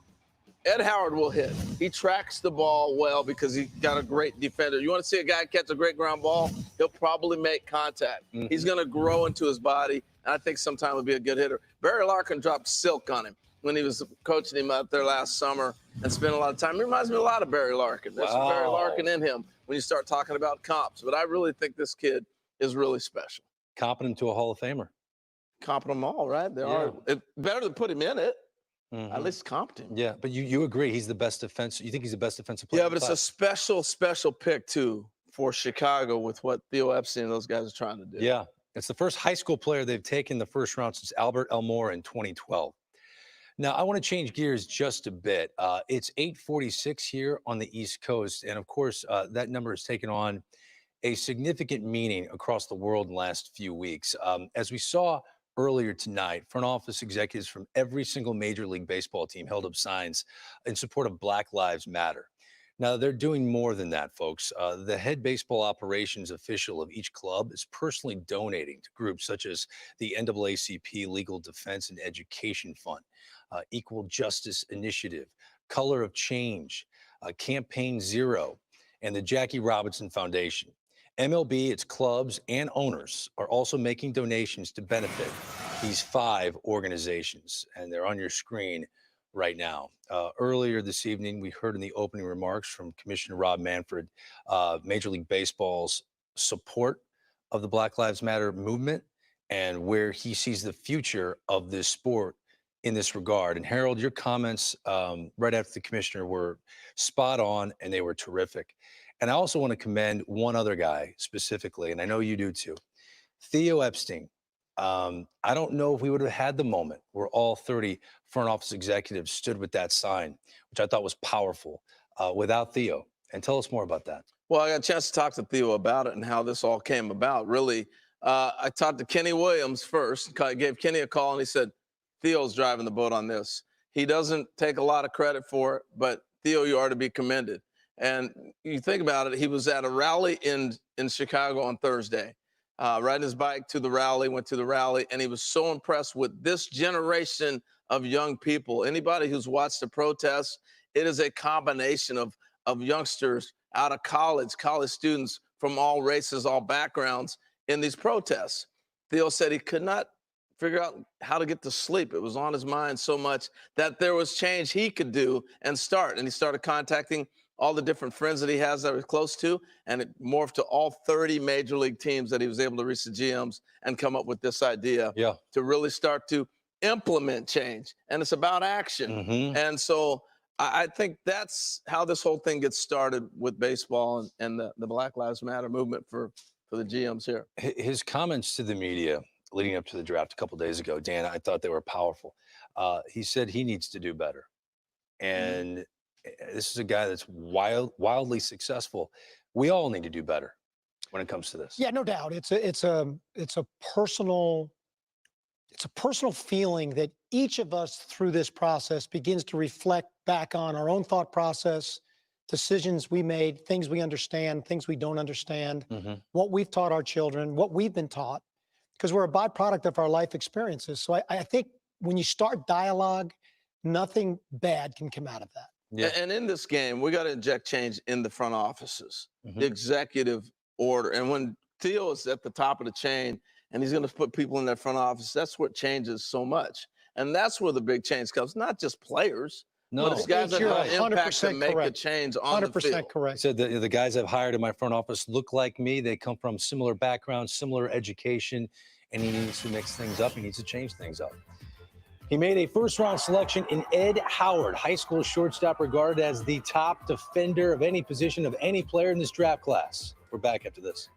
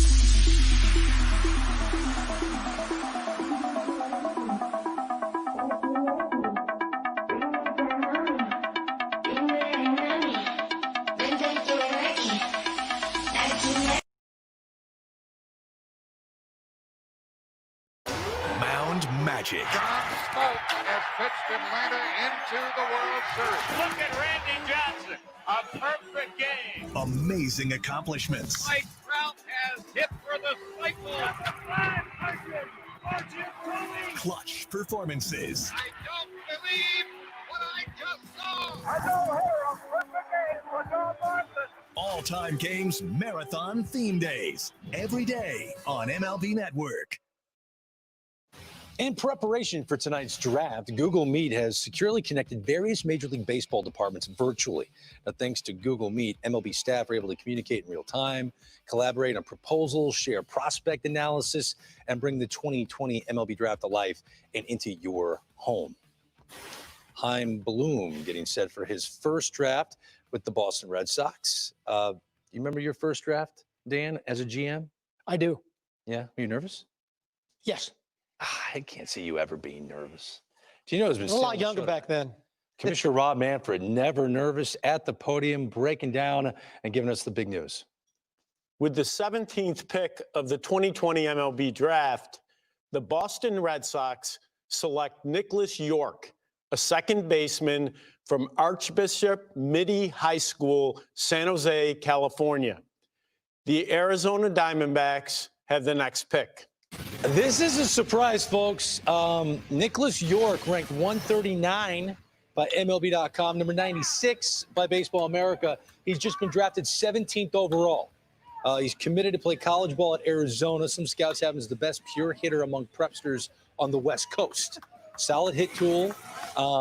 There's pop there. May wind up at second base or even third base. Wow. Oh, wow. Hey, you got to look at, first of all, congratulations to this kid. It's amazing. The Red Sox, you see him pull that Red Sox ball don't have a second-round pick, too. Yeah. So, because of the penalties they're going through, this is a big pick for them. You're right. They don't have a second-round pick because of the punishment handed down by Major League Baseball. All right, Jonathan Mayo, we need your help here. Nicholas York, make sense of it. Yeah. Yeah, I can make some sense of it. Area scouts I talked to about York didn't think he was signable, that he was going to go on to Arizona, but they really like the hit tool. It's an advanced approach to the plate. I think there's power there. Breaking down the skills a little bit, it's all offensive. He's had some shoulder problems. He's got anchors in his shoulder, so he's probably a second baseman. I don't see him making the throws from third unless he can really strengthen that shoulder. So it's an offensive-minded second baseman skill set. I don't know, guys, with the lack of a second pick, it's a small bonus pool for the Red Sox. Maybe there's someone in the third round they can be aggressive with, but, Nick York was the kind of guy that most guys in his area in Northern California thought was going to go on to play for the Wildcats. Wow. Yeah, Greg and H, going into this draft, I'm wondering if one club, because of the lack of information, Heim's just taken over, the job in Boston. They've dealt with a lot. Would one club take a player with the intention of maybe not even signing the player to put them, because they get the pick again next year when they'll be well more prepared to be able to execute a strategy? They won't. Well, Jonathan just made a point that I wasn't aware of, but that when he brought up a tough sign, that information comes out on every kid. That's a difficult sign. And some of them won't get taken. But if I'm running a team and I'm not necessarily comfortable with the players that are around me, or I'm not comfortable with the process that I have in place, perhaps that could be a strategy that you implement. I happen to like this kid's swing a lot. I think he's going to hit. Really, I don't have a great feel on the position, but I think there's really, really good hands to hit. But again, if you're not comfortable with the information that you have or the process that's in place, perhaps you look at it a little bit differently, because you do get that pick again the following year, and you may have a whole different set of decisions in front of you at that point in time. Again, they may just really like the player. I'm leaning towards they like the player. I hear what you're saying, 100%. But I think when you get picked this high, it's tough to turn that down. But wait a minute. This is not a thin draft class. This is a deep draft. There are a lot of big-name players that the Red Sox passed on. Yeah, but if you look at the board and maybe the players left out there on the board, they don't like as much as this kid at 17.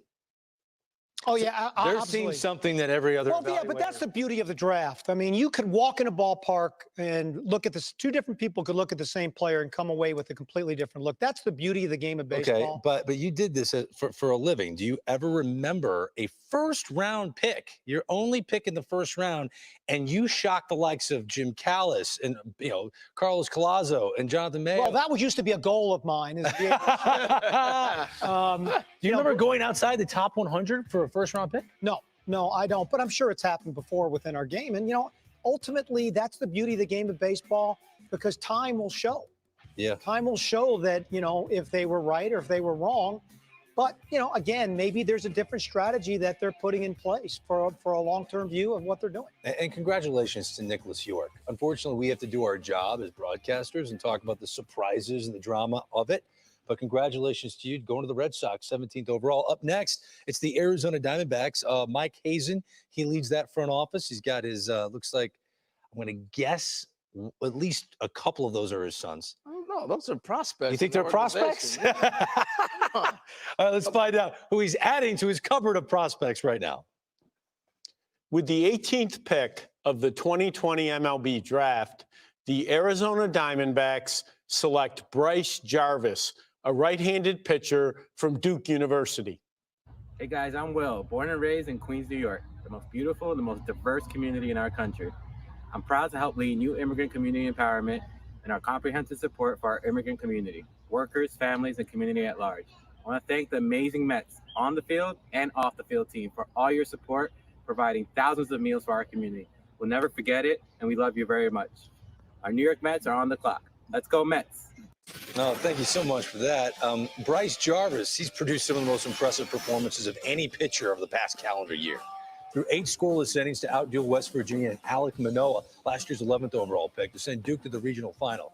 He then held a powerful Vandy team to 1 run over 7 innings with a trip to the College World Series on the line, but was upstaged by some guy named Kumar Rocker in his 19 strikeout no-hitter. But Bryce Jarvis, who was putting up crazy numbers this year, Al, before the pandemic, 0.67 ERA, 40 strikeouts, 2 walks. Al, what am I missing here? Is this guy a future ace? I think so, and I'll tell you why. Because if you believe the 2.0 version of Bryce Jarvis, as I do, and why not? This is what happened. He averaged 89-something miles per hour his first 2 years at Duke. You know, he was not a prospect, because when you look at it in this day and age with velocity, that's what we look at, right? But it doesn't mean he can't pitch. This guy is a pitcher. I believe everything about his repertoire. He goes last year, instead of going up to Cape and play for Katuitt again in Cape Cod, he went to Driveline for 10 days, shaped some pitches, improved his slider, his curveball. Then he went up to Eric Cressian in New England. And what did he do? Check this out. His velocity went from 89-ish to 95, 94, 95 miles an hour. And you alluded to it, Greg. These numbers were Bugs Bunny-like. So this is the take on it, and the D-backs are believing the 2.0 version. I know it's only 27 innings. This, in this essence, is a risk pick, because most clubs will say, okay, who is the guy? I love everything about him, because you talk about most of the time with guys that overthrow and look for extra velocity. This guy doesn't do it, and he's learned how to pitch. And I want to throw to you, Tim Corbin, because you saw it right up close against your guy, Kumar Rocker, last year. He had a great changeup, and I want you to talk about it, because this guy is a pitcher for me. Yeah, and I'm a believer in what he does, too. This guy has a lot of weapons besides the changeup, but we did a film breakdown because I just really wanted to show his changeup here. And you're going to see 4 different changeups against our hitters in the Super Regional, 2 to left-handed hitters and 2 to right-handed hitters, which is a skill in and of itself, because not a lot of pitchers can do that, but this kid can. But what you're going to see is you're going to see a tremendous amount of fade, anywhere from 14 to 15 inches. And I comped him to Jack Morris. Now, they've got similar deliveries. Morris has the split, Bryce has the changeup, but you can see the pull down on the ball, and you can see how the ball keeps its fastball lane for as long as it can until it fades away. And when it gets into that decision-making area for the hitter, it's too late. And I think besides the fastball, as Al mentioned, he's really ramped up on the fastball. The slider is a good pitch. But the acumen, the athleticism, the PFP skills, the son of a former major league pitcher himself, I'm happy for that family. But this kid is, I don't think there's any risk at all. This is a big league starter. Yeah, Tim, since they've been keeping Division I baseball records in 1957, only 31 perfect games. This kid threw one of them against Cornell, drafted but tonight by the Arizona Diamondbacks. 3 passionate fan bases are just waiting with bated breath. Mets fans, Brewer fans, and Cardinal Nation. They're up next, picks 19, 20, and 21. And we continue. The 2020 MLB Draft is presented by T-Mobile. With the only nationwide 5G network, MLB clubs and their draft picks are covered with 5G in more places. T-Mobile for Business is ready to power business of all sizes. A new moment in wireless has begun. T-Mobile and Sprint are joining forces. By bringing together our 2 networks, T-Mobile will build America's largest and most reliable 5G network. With more towers, more engineers, and more coverage, you'll get the best 5G network and the best prices. Welcome to T-Mobile, America's largest 5G network. All right, I got everyone's favorite subs. Tuna for JJ, turkey for TJ. Turkey for JJ. Tuna for TJ. This is why we named your brother Derek. Get a free footlong. Yep, free. When you buy one on the Subway app. Order now. This is Fracture. Just upload an image, place your order, and it'll show up at your door, beautifully printed directly on glass. And this isn't just another frame, not just another canvas. This is new. This is a Fracture. Visit fractureme.com and print one today. At Farmers, we know a thing or two because we've seen a thing or two, like how nice it is to save on your auto policy. But it's even nicer knowing that if this happens, or this happens, or this, or this, or even this, we've seen and covered it. So switch to Farmers and you could save an average of $395. Get a quote today. We are farmers. Bum, bum, bum, bum, bum, bum. Domino's is serious about food safety. That's why your pizza stays untouched after baking at 450 degrees. And now that every delivery is contactless, you can safely mix and match any two or more for just $5.99 each when you sit around the table, even if it's not the same table. Nobody covers our pastime like Baseball America. From high school and college to the majors and minor leagues, Baseball America brings passionate fans and industry insiders the game's most complete coverage. Get a one-year subscription loaded with exclusive features, in-depth analysis, and expert scouting reports for less than $8 per month. Call 1-800-845-2726 or log on to baseballamerica.com/MLB Network to subscribe all year round. Hey kids, want to learn from the best in baseball? Then you need to watch Play Ball. Get pitching and hitting tips from St. Louis's best as host Mark DeRosa catches up with a trio of cards. Play Ball, Saturday 10 a.m. Eastern on MLB Network. Hey guys, it's David Wright with the New York Mets. There it goes. Home run. David Wright has hit his first World Series home run. Just wanted to shoot you a quick message, and first off, congratulate everybody, the draft class of 2020. Certainly something that you should hold your head high and be proud about. Your long-term goal is within reach, and you guys are one step closer. So congratulations again. I can't wait to follow your careers. A pep talk from Captain America, David Wright, Brody Van Wagen, working the phones, getting set to make the pick at number 19. We saw Bryce Jarvis off the board at number 18 to the Diamondbacks. Let's see where the Mets go. The Brewers right after that. At number 20, here now the commissioner, Rob Manfred, at the podium. With the 19th pick of the 2020 MLB Draft, the New York Mets select Pete Crow Armstrong, an outfielder from Harvard Westlake High School, North Hollywood, California.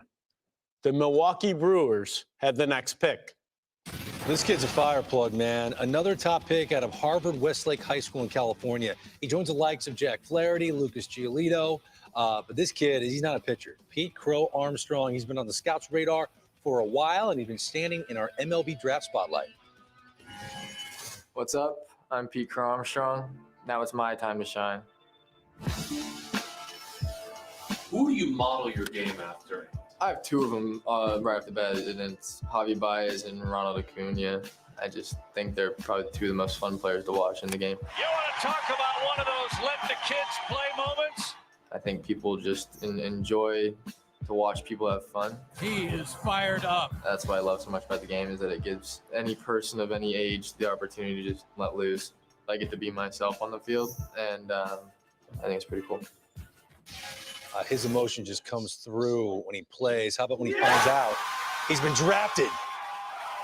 Okay. A little subdued. He's emotional. Pete Crow Armstrong, drafted 19th overall by the New York Mets. It's the third straight year that the Mets have taken a high school position player with their first pick in the draft. His family and friends so happy. And this kid, he's got the moxie for it, man. He does. And one thing we haven't talked a lot about is outfield defense. But he's been regarded, and you know more about it than I do, as one of the better defenders in the outfield in this draft class. Yeah, best defensive center fielder in this draft class. I mean, he just doesn't play defense well in center field. He plays it exceptionally well. You see guys that can go back on balls and more lateral. This guy goes to the gaps as well as anybody. He's instinctive. He's moving before the ball is hit. His defense is game-changing. He's got really good bat-to-ball skills, a little bit of a drifter that he'll have to clean up in pro ball. I'm sure he'll do that because he does find the barrel.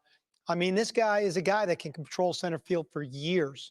in Citi Field. Offensively, I've seen comps to Brett Gardner. Is that fair? Yeah, I dropped a Darren Erstad on him. Ooh, okay. He had some similarities All right. for me for Darren Erstad. All right, now he's a Vandy commit, so I got to ask Tim Corbin what he thinks of Armstrong. The glove is really that special? Yeah, it is. I mean, there's no doubt about that. Dan alluded to it, but Jack Leggett, who I used to work with, he said this guy could play center field in the big leagues right now. And I did a little bit of breakdown on him, like 2 particular catches right here, one to the glove side and the backhand side. And this takes timing and athleticism, but the way the game's being played right now, ball in the air, the value of this type of player is important. We have a comp right here. Kiermaier, Sam Wild turned him around, so you got a comp right there. You're going to go back to the other side right here. These are defensive RBIs or RTAs, runs taken away, and that has value. This kid has the ability to do that type of, or has that type of skill to play defensively. And offensively, too, he can swing the bat. He's more of a slasher, but I think once he grows into his body and gains strength, you're going to see a lot of production that way, too. Pete Crow Armstrong. I love the breakdown. Flipping Kevin Kiermaier to a lefty. That's beautiful. Tim has been nailing his breakdowns tonight. Got a big league name, though, Killing. man. Come Oh, it on. does. Pete Crow Armstrong. I mean, that fits in New York. I'll tell you what, he's a great kid, too. He's a Yeah, great he is. teammate. He's a really intelligent kid. He's really a very interesting package. And the comparison game to Erstad is compelling because Erstad had some monster offensive years. He did. Yeah. Okay. Well, that's why the kid was just selected 19th overall. Up next, we have the Milwaukee Brewers with the 20th overall selection. An interesting farm system, a team that's ready to win right now. And I'm always interested, teams that are ready to win right now compared to the teams that are rebuilding, are those different philosophies that you've come to learn? Not according to you. Not according You to are just Dan. trying to get me I to say yes. something. now. You say I yes. say yes. We're on the same vein there. Right. Look, I'll take a high school guy if I know I'm 5 years away, but if I'm ready, to impact, I do believe the White Sox took a pick that they think is going to help them when they're ready, if not Garrett this year, next year. Garrett Crochet. Yeah, so I think that happens. I agree. I don't think you can paint anything in the game of baseball with the same brush, but I think trying to predict the game of baseball is a very tricky proposition. You got to get the top player at the board, I think. We haven't seen that so far. We've seen teams making deals, it looks like. Yeah. And getting creative so far. Again, we're looking at a very, very college-heavy draft so far. Heavy draft. Which And is what I'm we telling talked you, about. I remember the Padres a couple years ago with their pick. They picked for the whole draft. I think that's the philosophy here. 5 picks, you're going to get 5 players. According to MLB.com, this is the worst farm system in the game. The Milwaukee Brewers. They need to improve Ouch, it. Greg. I'm just giving you the truth. You're mean. So is the commissioner right now. With the 20th pick of the 2020 MLB Draft, the Milwaukee Brewers select Garrett Mitchell, an outfielder from UCLA. The St. Louis Cardinals have the next pick. If I'm a Brewer fan, you got to be fired up for this guy. And MLB.com ranked him the 6th overall player in this draft class. Might have the best collection of tools of anyone that we're talking about tonight. He broke out in 2019, his sophomore year, hit around 350, OPS just under 1,000, 18 steals in 62 games. He didn't play at all last summer in the fall due to fall due to a leg injury. Returned healthy this spring, hit 355 in 15 games. Now, he's shown massive power in batting practice, but it hasn't translated into games yet. And Garrett Mitchell, on this night, gets drafted 20th overall by the Milwaukee Brewers. Greg, this kid's a beast. He Look, is. I mean, he's a big kid. You heard, comparisons to Kirk Gibson, but I heard Devon White in center field. The power's off the chart. This last summer, he did not run to first base over 3.9. He's got that kind of elite speed.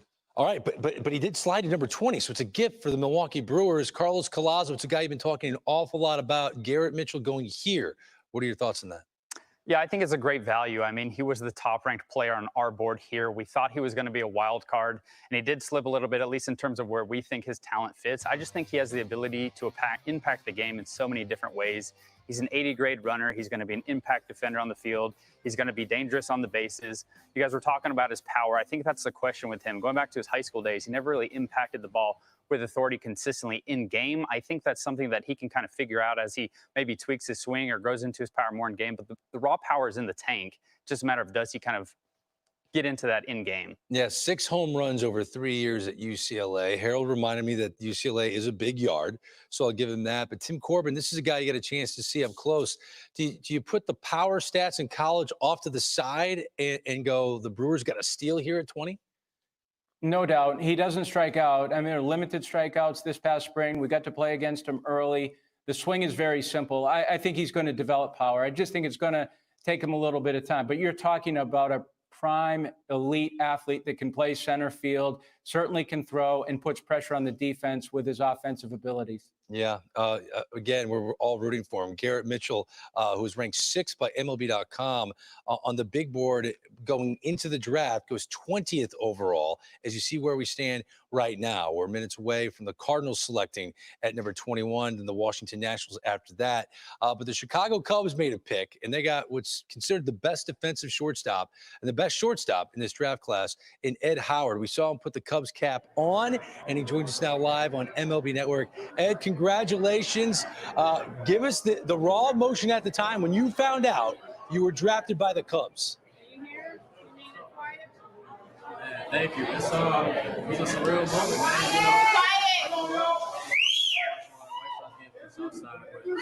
I'm a huge fan of the Cubs as well, so all I can say is go Cubs, go. So I'm ready.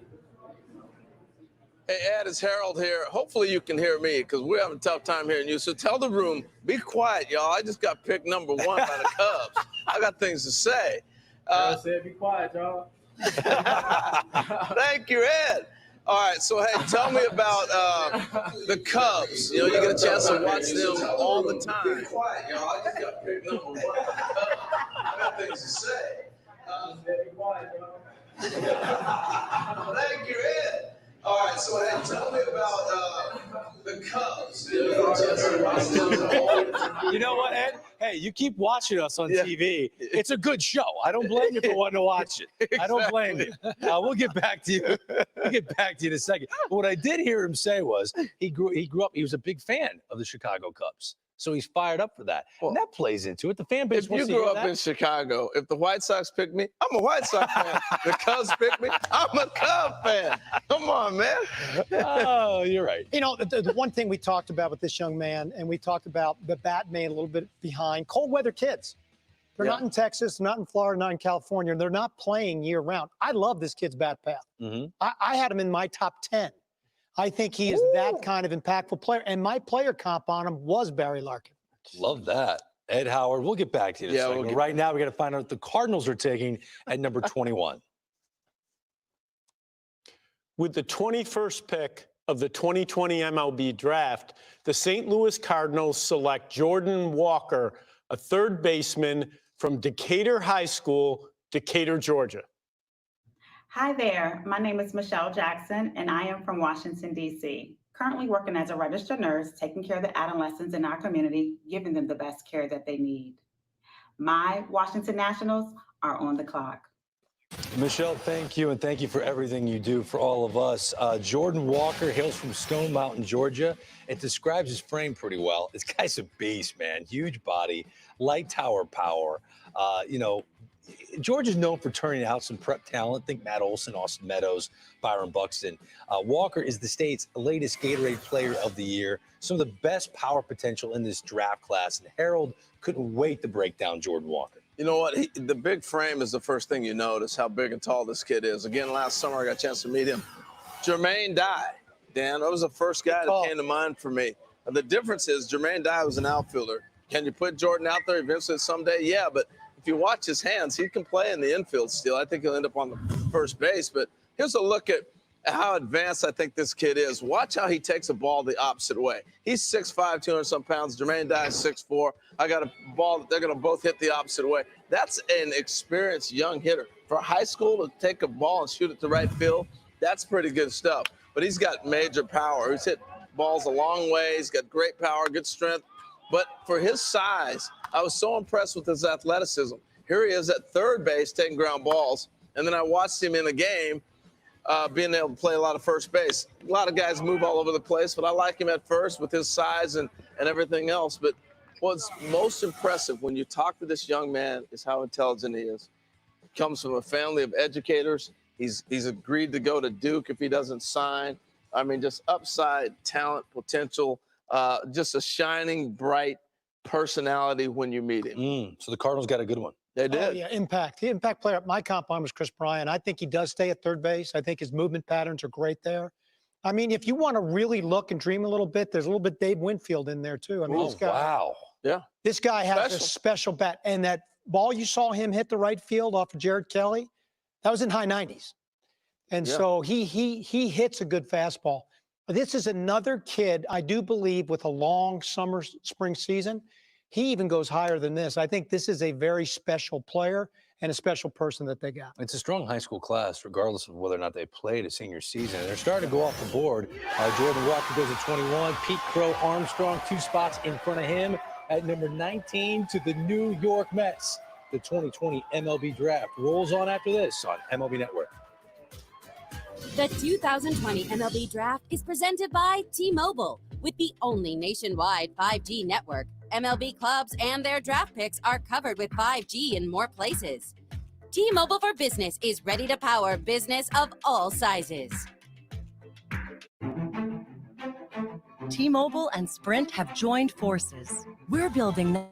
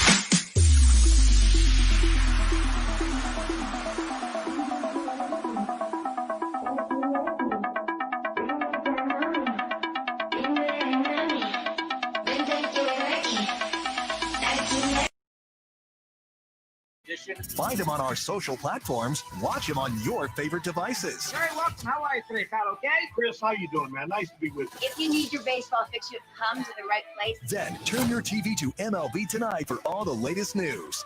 New episodes, new guests, a whole new ball game. Weekdays on MLB Network. Welcome back to the MLB Draft presented by T-Mobile.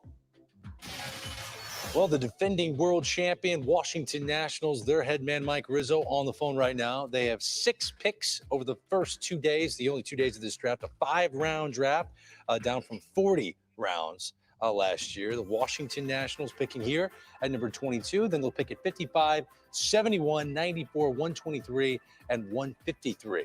But this is their first pick, and let's go to the podium. With the 22nd pick of the 2020 MLB Draft, the Washington Nationals select Cade Cavalli, a right-handed pitcher from the University of Oklahoma. The Cleveland Indians have the next pick. It is a pitching-first organization. Mike Rizzo always said that. Well, we covered them during their run to a world championship. This kid's 6'4", perfect pitcher's frame, owns some of the easiest velocity in this draft class, touches 98 miles an hour. Teams haven't seen a ton of him in his high school and college career. He missed most of his senior year in high school with a back injury. Was out 3 weeks in 2019 with a stress reaction in his right arm. only 100 career innings pitched in college. Al Leiter, you watched a lot of game film on him. Do you walk away impressed? I do. And just as you set it up, look, he's 6'4". The body and the delivery even just says, yeah, I like the way this looks. It does come out of his arm so smooth and easy. This is an easy 93 to 95. He touches 98. He's got a big curveball. I actually think with this pick with the Nationals, he's only had 18 starts at OU and 101 innings. And he had some back injury in high school. There's a lot of upside here. I think there's some learning to do. His freshman year, he played first base. He evolved into a pitcher as he continued, as you see his numbers there. So I think there's a lot of room here. I think an added deception, maybe get a little more hand movement, but with respect to what his arm comes out with and the fact that you have a guy that can throw a ball upwards of 98 miles an hour, there's a lot to work with him. Cade Cavalli, again, 6'4", 218 pounds. 7 of their last 8 first-round picks have been pitchers, and there you see, wow, he looks bigger than 6'4". He's a big kid, man. Yeah, man. Woof. You sure that wasn't for the football team? Like for the Sooners, but was it football?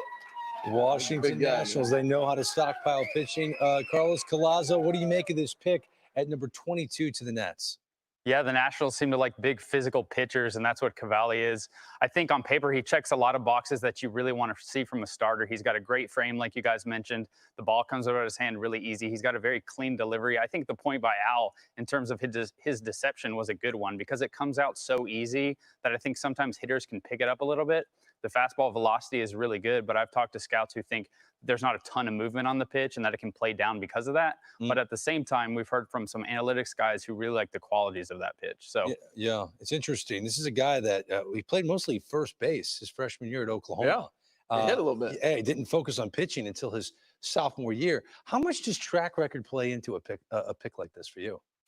Oh, for me, it played huge. You know, I mean, but hey, Nats have done a great job with their picks. He lacks deception. He's got a high runners on base, but the physical tools that you have a chance to mold into something is special. But, you know, the one thing we don't talk about is the sixth tool in our game, which is durability. I mean, ultimately, you do need to pitch innings. And if you're a position player, you do need to stay on the field. And, you know, the concern I would have is that's predictor of future injuries is past injuries, and there's an injury history here. Yeah, there is, and I walked you through it. But he still goes number 22 to the Nationals. Up next at 23, the Cleveland Indians. Let's go to the podium. With the 23rd pick of the 2020 MLB Draft, the Cleveland Indians select Carson Tucker, a shortstop from Mountain Point High School, Phoenix, Arizona. The Tampa Bay Rays have the next pick. Carson Tucker, yeah, his brother, Cole, was the 24th overall pick by the Pirates in 2014. He's risen up draft boards with a very strong spring, overhauled his mechanics at the plate during the offseason.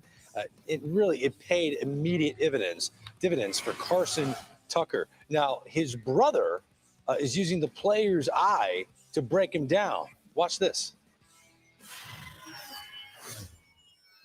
Carson can definitely play, and it's crazy seeing the video from last summer to this summer, just the translation that's happened in his game. He has completely transformed his body. He went from being like 5'11" to being 6'2", went from being like 165 to 180, and really filling out. But like you see him playing defense, and the athleticism still there, the arm strength still there, the swagger at shortstop is still there. So everyone likes to talk about offense. So Carson Tucker can hit. When we hit together, man, he gets in the cage with me and my big league friends and kind of shows us up. Like, he has really good barrel control, can hit the ball really far, can hit it a mile. And I think the sky's the limit for Carson Tucker. Being the younger brother, you always benefit. Being able to have a major league brother like that, you're going to benefit big time. I'm speaking from personal experience. My oldest brother, Don, was a major leaguer. My brother, Larry, played big-time college baseball at Stanford and on in the pro ball. And watching the Tucker brothers work out together, and the best thing that's happened for Carson during this time is Cole was home. Cole would be normally playing a Major League season right now, but he's been home with younger brother and all his Major League friends, and he's got the benefit of working out. I think he grew more than playing a high school baseball season because he's working out with major leaguers for 3 extra months. It's a pretty big benefit for this kid. Yeah, he could be the shortstop of the future for the Cleveland Indians. Hate saying that. We love Frankie Lindor, but you never know. When we come back, 3 organizations that know young talent. The Rays loaded with pitching, the Braves with position players for days, and the Oakland A's always figure out a way to get it done. They're next.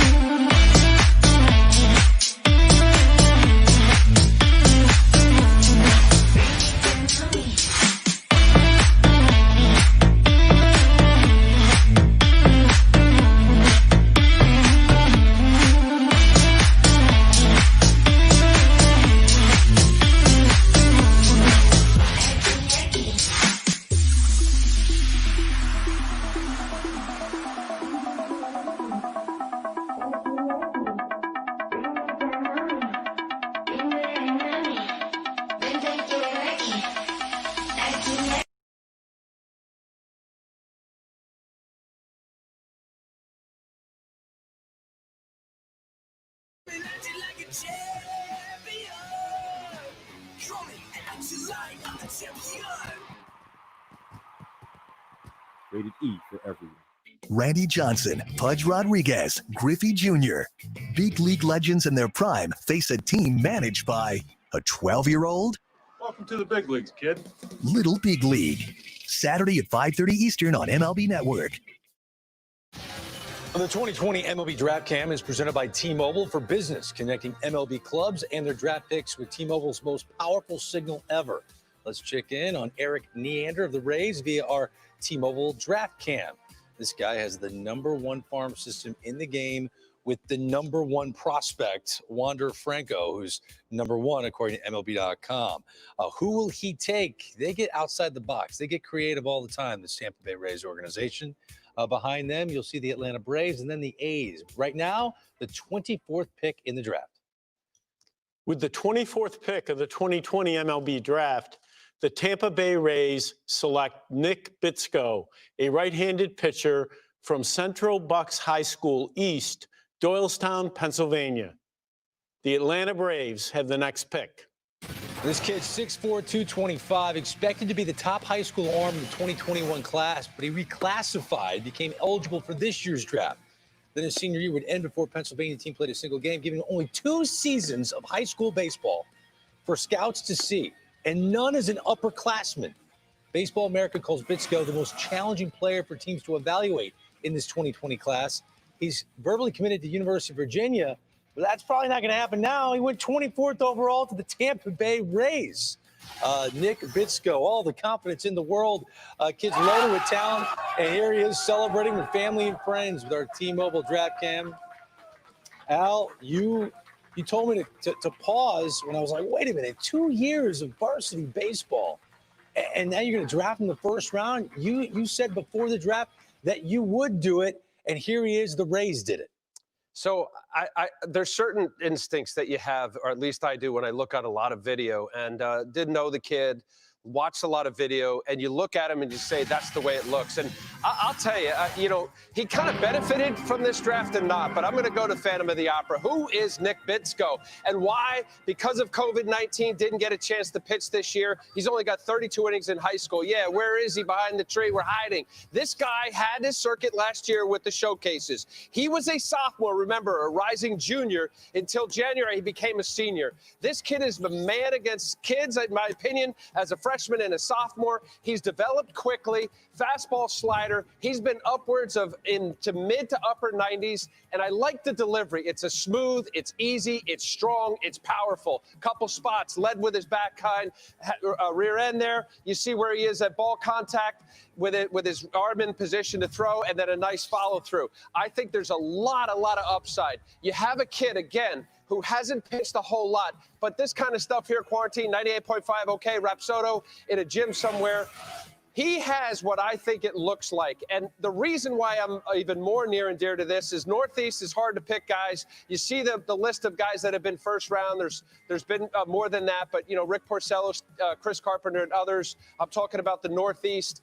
This is unusual, and I think a place like Tampa Bay, to be able to take a kid like this. By the way, he's not 18 yet. He'll be 18 next week, so he's very young, and I think upside tremendous. And I know I stand here, Greg, and I'm very complimentary of a lot of these picks, as we should, but this guy does move the needle for me. He does. I think he's going to be special. Only 17 years old. If this is a gamble, as I bring in Carlos Scalazzo of Baseball America, I guess the Tampa Bay Rays would be, it's worth the risk. They've got plenty of depth. It's the #1 farm system in the sport. They take him here. What do you think of the pick? Yeah, they're definitely not dying for talent with that farm system. And I think they're also a team that's never afraid to take a risk and go for a guy who the prep right-handed pitching demographic in the first round is risky. But I think they're banking on some upside here. You've got a guy who has a plus fastball curveball combination. I got a chance to see him twice last summer. And like Al was saying, he does fit in perfectly with this class, even though he was our top-ranked prospect in the 2021 class at the time. I think he's very physical. He's a good strike thrower, smooth delivery, just a lot of traits to really like. And I think this year in particular, I don't know if you could make this pick 10 years ago, because I don't know if you have the video and the data and the analytics and the metrics to make yourself feel comfortable. So I think that's a factor that probably helped him despite not pitching this spring. Carlos, 24 picks down. I'm looking at your best available prospects behind you. Who are you the most surprised hasn't been drafted yet? We thought Tyler Soderstrom had a chance to go even in the top 10 picks. And after that, I thought he had a landing spot in the teens. So I'm a little surprised he's still on the board. I think Kelly, again, he's one of those guys in the prep right-handed pitching demographic that you see slide down boards just because of that risk. So I'm not too shocked, but I think the talent fits here. And then, again, some of these other college pitchers here, like Cole Wilcox, Tanner Burns, Dylan Dingler is actually a guy who's gotten a lot of buzz in the early 20s just because of his all-around profile and how well he played this spring. So those are a few names that are kind of interesting to me. Okay, yeah, this has been an interesting night. There have been some surprises. Carlos, thank you very much. One came from the Boston Red Sox. And I want to get this tweet in from Alex Spear of the Boston Globe. Just to wipe out any conspiracy theories about the selection of Nick York, one Red Sox evaluator says that the team does expect to sign him, sees him as potentially a special offensive player. Somebody was watching our show. Yeah. No, I mean. Someone's mad at me right now. Yeah, they're talking to you, Dan. Go ahead. Go ahead, Dan. I mean, you can react to it. Oh, no. I mean, listen, I do see a special bat there. I mean, I really do. So, obviously, they've got a really good feel on the kid. It was a surprise. It was a surprise to see his name pop up. That doesn't mean it's not the right thing to do. That's right. Up next, what will the Braves do? The Braves at number 25. Let's go back to the podium to find out who they're drafting. With the 25th pick of the 2020 MLB Draft, the Atlanta Braves select Jared Schuster, a left-handed pitcher from Wake Forest. The Oakland Athletics have the next pick. One of the highest risers of any pitcher in this draft class, according to our draft gurus, really struggled his first two seasons, bounced between the rotation and the bullpen for Wake Forest, had a 6.79 ERA with 58 walks in 102 innings. So he improved his command during the Cape Cod League, took that momentum into 2020, where he only walked 4 guys in 26 1/3, struck out 43. He touches 97 miles an hour, But Jim Callis, you guys had him rated going into the draft at number 77 on your big board. Wow, Jim. What do you think of this? The Braves going big on Jared Schuster? Yeah, that's on me. I do North Carolina. That one's totally me. And I was light on him. We heard that we were going to be light on him going into the draft, so I'll own that one. You know, he's a guy who's made a lot of strides. You know, his control, as you said, Greg, really picked up in the Cape Cod League. His stuff didn't, but then it jumped this spring. He got his fastball up to 97 miles an hour. His changeup remains his biggest weapon. He showed some improvement with the breaking ball. I think that's the biggest question on him going forward. But there was a lot of chatter. He was probably going in the 25 to 40 range. And if we were redoing the list today, he would rank, you know, a little bit higher or considerably higher than 77. So I will wear that one. Not surprised by this pick. This isn't the reach that ranking might make it seem like. Well, Jimmy should have been ranked 25. That's Harold Reynolds. Well, you don't draft them in the order they're ranked. Yeah. You No, don't you're draft the them in best the in order the they're business, ranked. buddy. You really are. Hey, you know what? We've seen a lot of great reactions.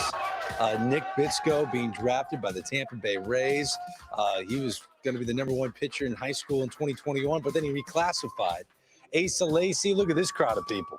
Yeah, he went 4th overall to the Kansas City Royals. It's been a fun night, and it continues. The MLB Draft back right after this.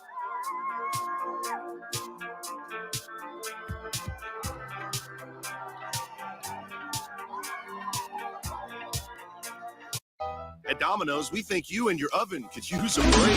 Hours are running in.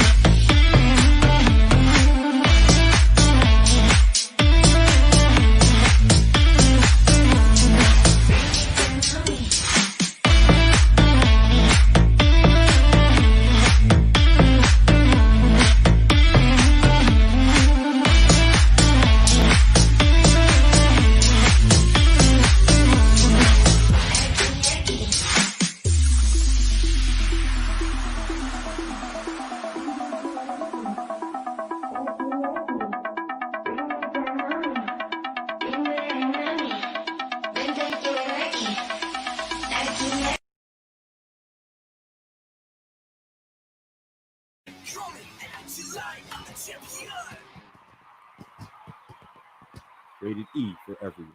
He told me he wanted to be a Major League Baseball player. The kid who wanted to be just like Dad. To my dad, who taught me how to play this game, but more importantly, he taught me how to be a man. MLB Network presents Junior, Sunday, June 21st on MLB Network.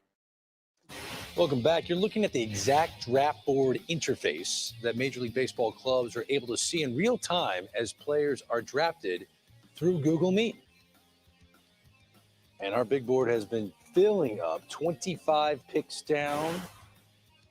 Just 4 more to go here in the first round. Then we have competitive balance round A. So 37 total picks are coming your way tonight. You're looking at David Force. He's the general manager of the Oakland A's since October of 2015. Their farm system is ranked 14th overall by MLB.com. Their top prospects, the guy you're going to see in the big leagues this year, Jesus Luzardo, was the 12th overall prospect in the sport. So where will they go in this 2020 draft? We just saw Jared Schuster go to the Braves at number 25. Before that, Nick Bitsko, a high schooler, to the Rays at 24. But it's the A's turn at number 26. With the 26th pick, of the 2020 MLB Draft, the Oakland Athletics select Tyler Soderstrom, a catcher from Turlock High School, Turlock, California. The Minnesota Twins have the next pick. Tyler Soderstrom. He's the son of Steve Soderstrom, the 6th overall pick in '93 by the Giants, considered by many to be the top offensive catching prospect in this draft. A lot of helium last summer when he shined at a bunch of showcase events, especially the area code games, PDP League. Bat well ahead of his defense, according to scouts.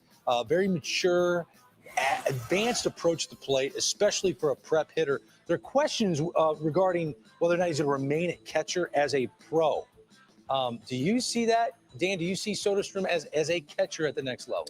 You know, Greg, for me, when you draft this type of kid, it really comes down to his desire. There's some restrictions defensively in his lower half that he can work his way through. It's an exceptional athlete, well above average arm strength. He does profile at other positions, so it really just gets down to the want-to of his desire to stay at catcher. But, I mean, this is one of my favorite players from an offensive standpoint. My player comp on him was Darren Dalton. Oh, I think it's got that kind of upside. And I think with all catchers, you know, this is a position where you do have to stay patient. It takes a little bit of time for them to master the skills necessary behind the plate. I like the fact of the want to. That's the one position you have to want to play is catcher. Getting beat up constantly, and you got to work probably harder than any other position on the field at your craft. And so, yeah, the want to is big in that position. I want to check in with Jonathan Mayo right now, who's seen an awful lot of Soderstrom. I will. And Jonathan, if he were to profile at other positions, which position would be first on that list? I might run him out to a corner outfield spot just because he does run very well. He's extremely athletic, maybe third base. You know, Dan mentioned the arm strength. The arm behind the plate works really, really well. It's the other parts of the receiving that he'll need to work on. I would let him go out as a catcher, left-handed hitting catcher, really an advanced bat. One of the better pure high school bats in this class. I think it was a little underappreciated, and I think there's going to be power to come. He homered in the PDP League, and so a lot of interesting skills there. I'd let him catch. Then if you have to move him after a little while, that's fine. Think like Will Myers. When Will Myers was a guy with the Royals as a prospect, they had him catch for a full year, did not slow his bat down. He played across 2 levels of A-ball. Then they moved him to the outfield because they realized the athleticism would play and the bat would move even faster. The kid's pretty impressive. Just watching film on Soderstrom, you love the swing and the size. Jonathan, thank you. Up next, the Minnesota Twins at number 27, and this is an interesting club to talk about. I'm not going to tee him up on this because he thinks best available all the time, but this is the 7th best farm system, and they're clearly ready to win right now.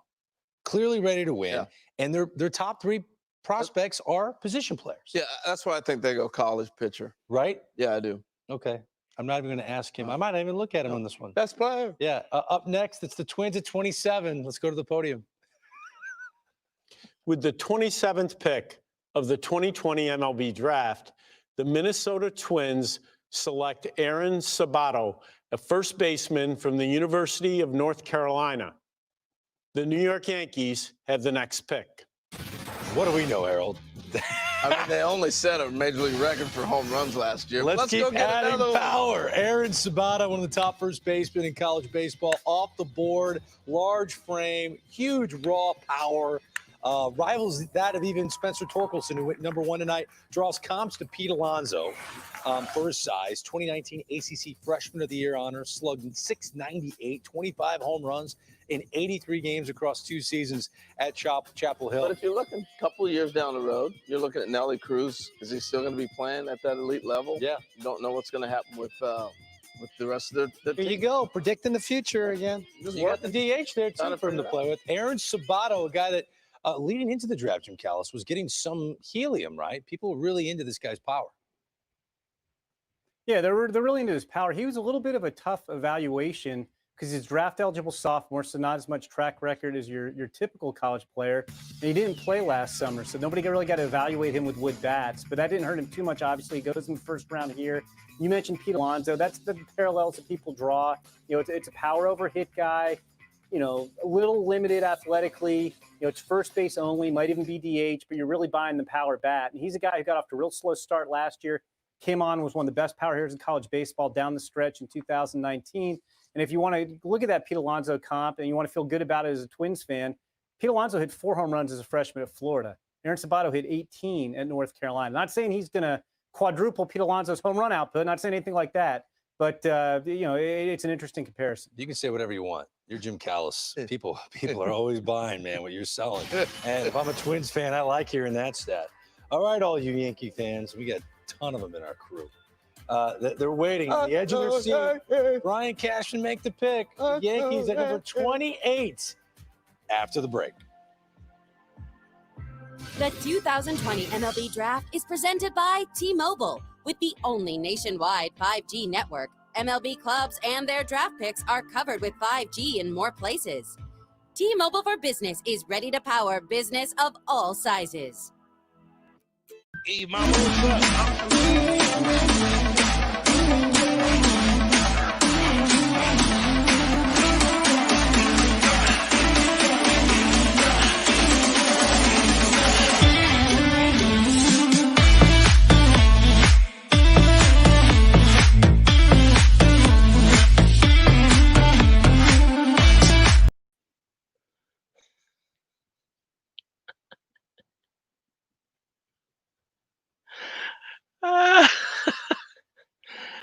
Espérate, ¿tú me oyes?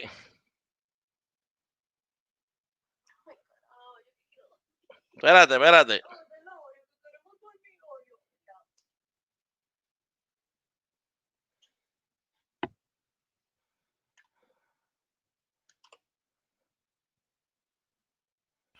Ahora vienen los Yankees. Estás interrumpiendo esto aquí. Ahora, te oigo. Vamos, ¿cuánto falta para los Yankees? Están en anuncio, papi, están en anuncio. Alicia quiere ver los Yankees también, me dijo. Los Yankees. Papi, vamos a coger la línea ahí, tranquilo. ¿Quién vas a coger? ¿Y para qué yo miro para allá? Si tengo que mirar para aquí. Alicia, tengo que mirar para aquí. Un pitchercito. Ah, va a coger un pitchercito. Jessica, que van a coger un pitchercito. ¿Qué tú crees? ¿Qué le hace falta a los Yankees? ¿Un catcher o un pitcher? ¿O una primera base? ¿Qué tú dijiste?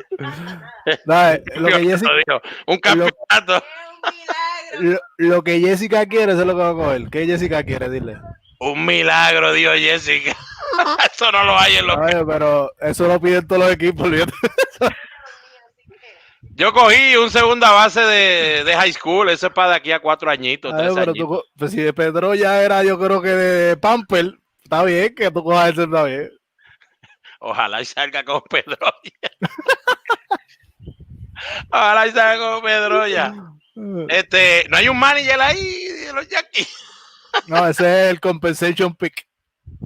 Ok. No, mira, no vacilen. Y no caemos porque Grescol nos quitó ese pick, así que no tenemos eso. Nacho, que Grescol dañó, desde hace tiempo dañó tus picks. De ahora y de los futuros también. Pero voy a ofrecerle un cambio. Es más, el que coja ahora lo voy a ofrecer el cambio por Zach Bean. Zach Bean. Oye, mi hermano, me siento Mallito, que hizo un cuadro de 4.30 en el hipódromo, mano. Me caí rapidito, muchacho. ¡Wow! ¿Qué falta ahí? ¿Cuánto falta? No sé, cabrón, pero ¿qué pasó aquí? Espérate. Ellos sí, ¿cuánto? ¿Pero dónde hay un campeonato ahí? Yo no veo un campeonato marcado ahí.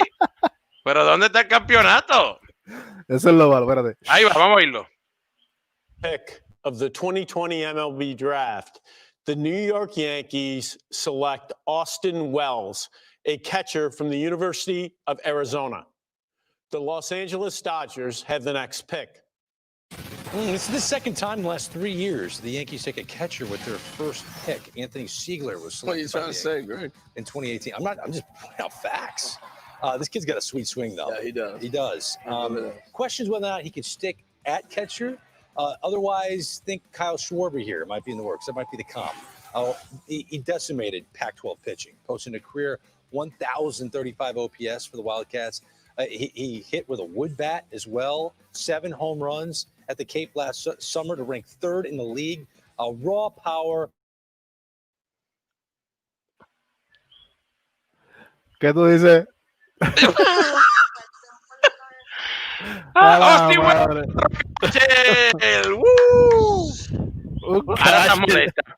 Ok, ya tú sabes que acaban de llamar a Gary Sánchez para buscar la mascota en 2 años. Mallito, ¿qué pasa? Usted firma mucho pitcher, necesitan tipos en el bullpen a coger bullpen. ¿Qué pasó, Alicia? ¿Qué pasó? ¿El pelo? Aquí le pica la espalda licha y el cuello le pica. Caballo, pero ya tú viste que el tipo no se sabe si pueda mantenerse como catcher. Que no sé, ninguno de los que usted tiene se puede mantener como catcher, caballo. No, pero El tipo va a ser como Kyle Schwarber, olvídate de eso. El tipo lo firmamos para batear. Él no va a ser ¿quién catcher. va a ser como Kyle Schwarber? Escucha. Ah, qué mierda, espérate. No, Played the outfield. He's played some first pero- base. So there's some comfort Escucha, level escucha. knowing that if you have to move him, he's going to be just fine in any of those spots. That left-handed power, though. Tú me vas a decir Jonathan Mayo que no pegó ninguna casi. Ese tú me vas a decir, eso lo hacemos tú y yo, Mayito. Caballo, pero el tipo va a ser un bateador, déjalo quieto. Ay, Dios mío. El santo. tipo va a sacar bola en Yankee Stadium. Así me Es dijiste más, mira. Giancarlo Stanton y todavía Mira. estoy esperando que llegue a 40. Mira, me llegó el reporte, era. Ese que cogieron ustedes bateador. Me llegó el reporte que era. Mira. No te lo puedo enseñar bien porque tú sabes. Pero usted no tiene catcher, ese bateador también. Caballo, pero él no va a cachar. Dios santísimo, señor. Bueno, me dijeron que Gary Sánchez es mejor que él cachando, imagínate. Que Gary Sánchez es mejor que este cachando. Sí. No, pero pues Gary tiene buen brazo. Gary es caballete al lado de. Mira, pero. No, pero el tipo es bateador, caballo. Mayito, miren, señores, Bateador. acuérdense de ese nombre. ¿Cómo es que se llama? ¿Cómo es que se llama el muchacho que se me olvidó?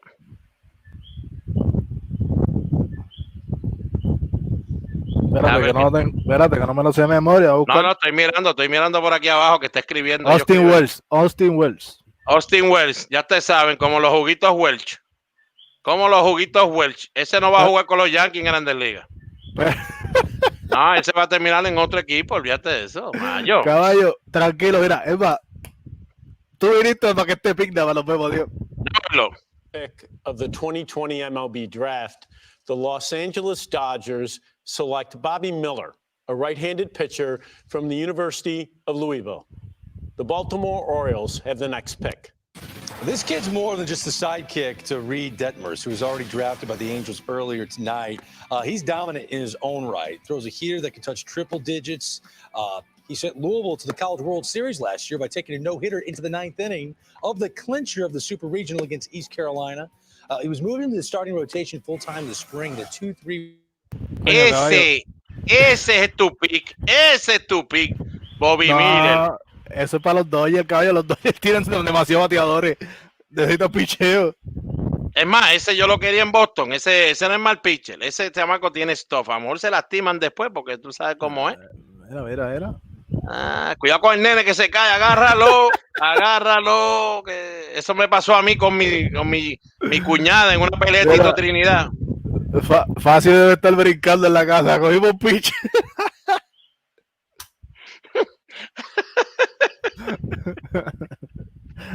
Oye, no, pero de verdad que ese tiene, Mayito, ese tiene stuff. Tú sabes, ese muchachito es buen pichecito. Sí, no, definitivo. Dale, este está con barba, Dios mío, santo. ¿Verdad? Escúchalo. Much better delivery than Ape. And I played with Kevin with the Mets, and he was a heck of a pitcher. Name dropper. Yeah, well, he was my teammate. So, Bobby Miller. I mean, I look at this. Reed Detmers, I was talking about a guy that threw 90-94, but there is an attitude here at University of Louisville. These guys got swag, and they get after it. And I think with Bobby Miller, there was some concern long on the backside. I don't see it that much, guys. What I see is this. 97, 98. Big arm, a really good slider. Complement this explosive fastball. El catcher tuyo me vale que sea Hall of Fame ahora. Here's the slider down and away, good tilt. It's big league, and at times big league plus already. That's right, a little fist pump right there. He gets all jacked up. Mira ese cambio, Dios mío. He has a changeup, and in my belief, once he gains confidence and trusts it, this is a true three-pitch pitcher. This is a very good pick by the Dodgers, and I think when you look at this duo right here, coming out of University of Louisville. In the ACC. Fíjate, Detmer no me gusta tanto. Tiene buen stop, pero no me gusta tanto. Ya tú sabes que los pitchers de Louisville son todos caballos, fíjate. Caballo, mira, el catcher tuyo que sea caballo. Mínimo 34 para la calle, si es remolcado, un Posada. Bueno, pero está bien si mi parque es chiquito, como tú dices, o como dice todo el mundo. Mira, y ese nene necesita a los chavitos porque mira, no tiene ni pantalón, tan roto.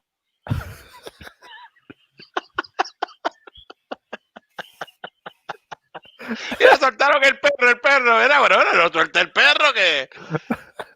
No suelte el perro, contra. Wow, mira, ahí no van a ver la camisa de los Yankees, ¿sabes? Que no la van a ver ahí. Ah, no sé, caballo. Ahí Nah, ese viene, ya lo... ahí viene el sandwich pick ahora. Los Rocky, la quitaste porque era de los padres. Ya lo caballo, estás pendiente, ¿ah? Estás pendiente. Estás pendiente. Bobby Miller, caballo. Bobby Miller. Espérate, Robert, no te confíes que ese no va a ser el catcher. Aquí no es caballo. Aquí no. No, ese muchacho no, tú no lo vas a jugar, no lo vas a jugar. ¿Y dónde lo vas a mover?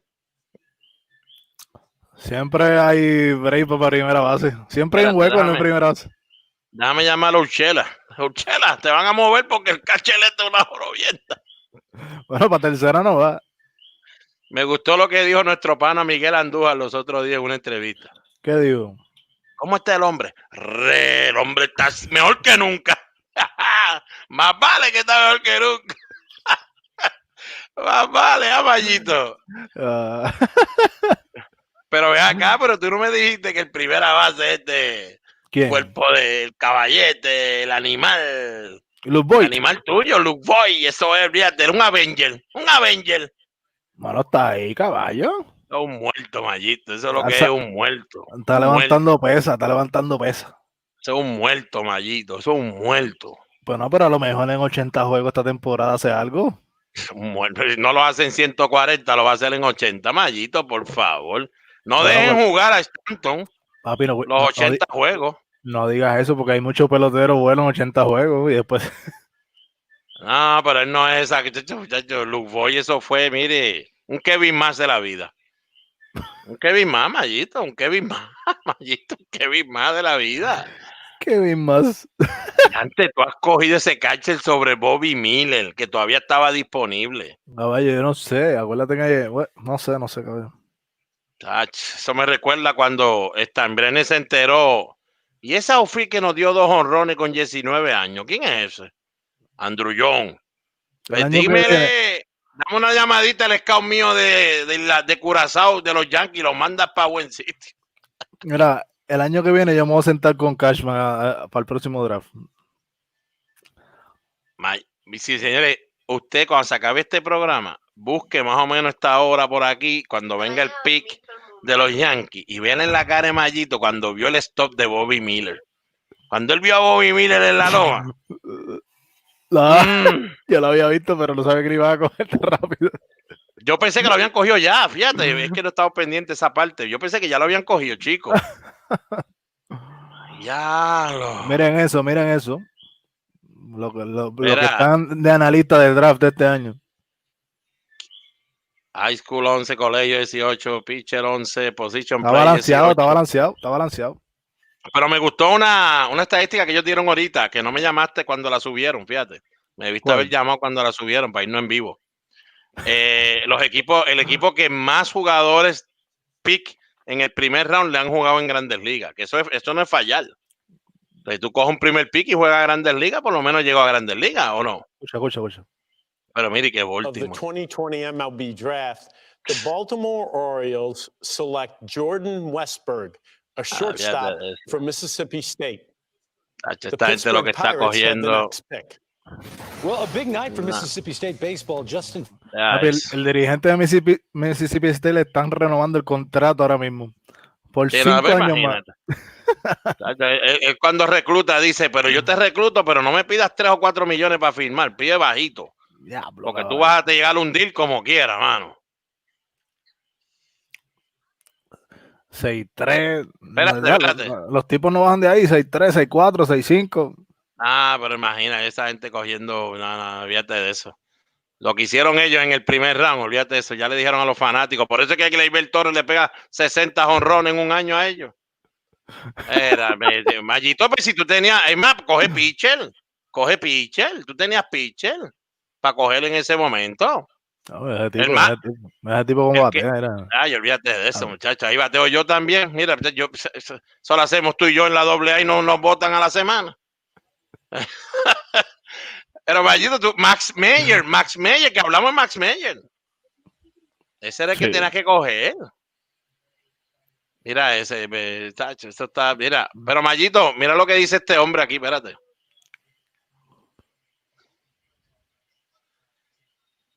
Contéstalo o le contesto yo. Tú me dices, ¿tú le contestas a Robert o le contesto yo?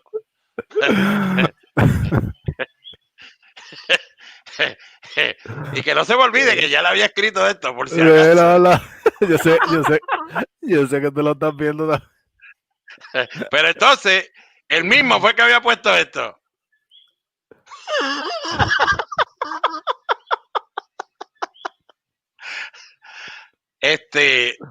Mira, Robert David Bonet. Ahora a ver lo que ponen ahí.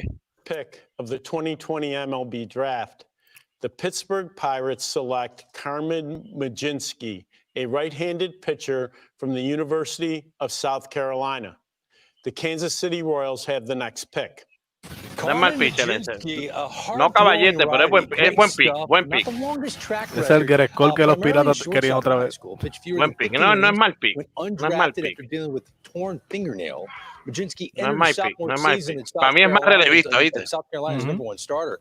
Broke his Pero foot no. in his third start, missing the rest of the year. He returned that summer, best pitching prospect in the Cape Cod League, 40 strikeouts and only 4 walks. And Jim Cowles, I gotta believe that performance in the Cape really put him on the radar for guys like you and everyone else. Cape Cod. Cape Cod. Aquí era la Cape Cod, caballo. Jim, estás como nosotros cuando nos vamos en vivo, que se va el volumen, cuidado. No, embuste, estamos vacilando. No, Mayito, yo se lo quité. Robert David Boneo. Caballete, Luke Boyd es un muerto. El Luke Boyd, ese que está allá arriba, ese yanquista que está allá arriba. Yo te voy a quitarle todo esto ya.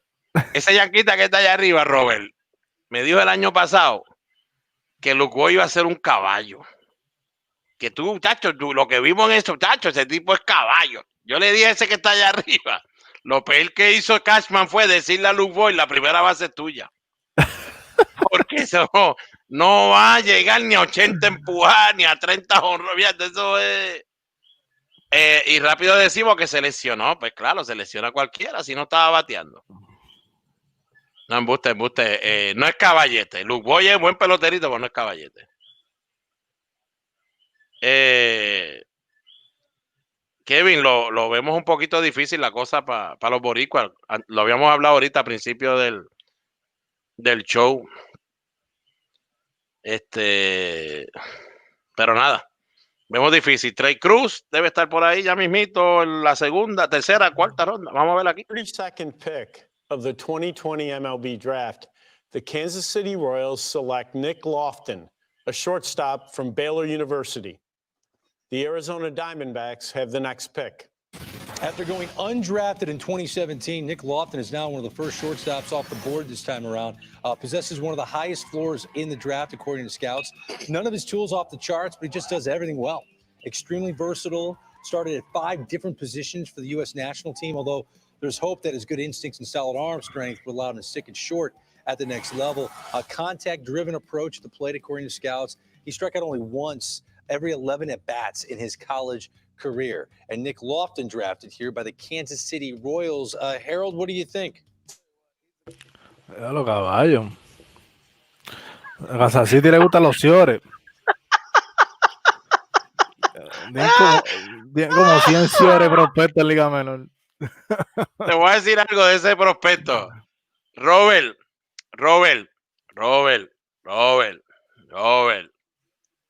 Luke Boyd, cuando juegue una temporada completa, sacará 40, no 30. Él va a sacar 40.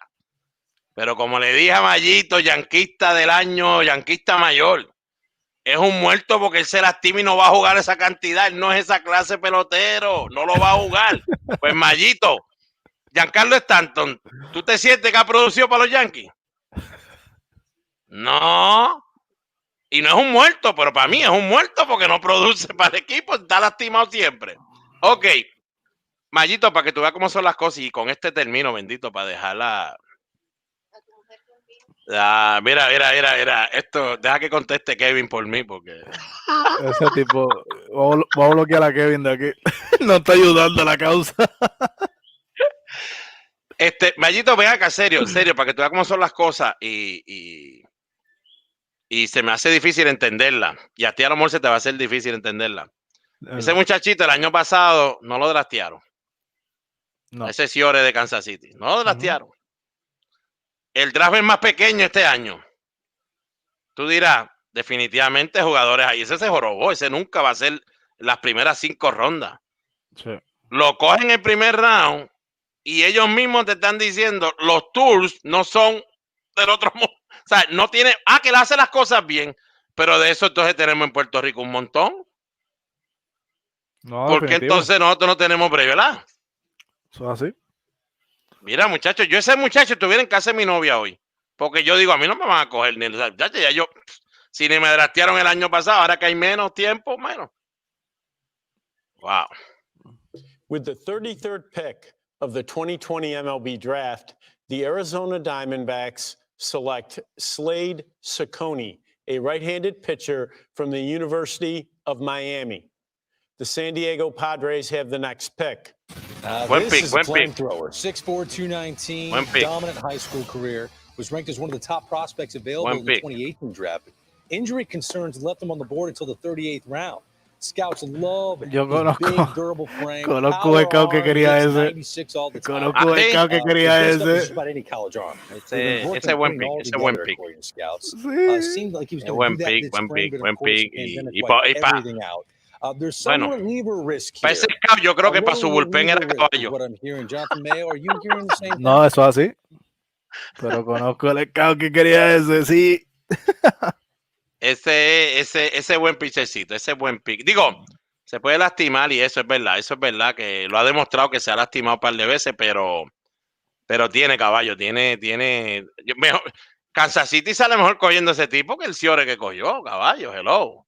El Ciore tú lo puedes conseguir en cualquier lado, mano. Pero si no se lastima, pues sí, debe estar ahí. Sí, es caballo. Ese tipo es caballo. Es caballo. Oye, estos comentarios salen de la nada. Ya Mayito leyéndolo, ya está leyendo.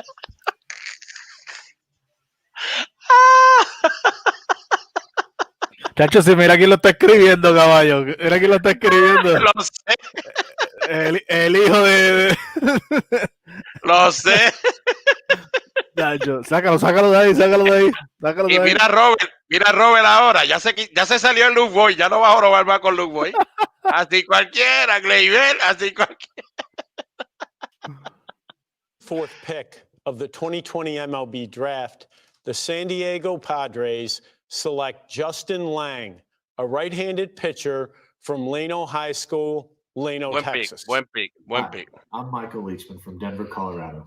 During the pandemic, I managed COVID isolation units for environmental services at UC Health. My Colorado Rockies are on the clock. Michael, thank you and for everything you do. Justin Lang, 6'4", 220. Buen pitchercito. A lot of helium, actually, as he went from sitting in the low 90s last summer to mid to upper 90s this spring, touching 100 miles an hour. He owns one of the best high school pitchers' bodies, according to scouts in the 2020 No tiene slider, Mayito. He added 25 pounds of muscle since last. Olvídate del slider, 100 millas son 100 millas, caballo. No tiene slider. Esa pistola entesa tan dañada.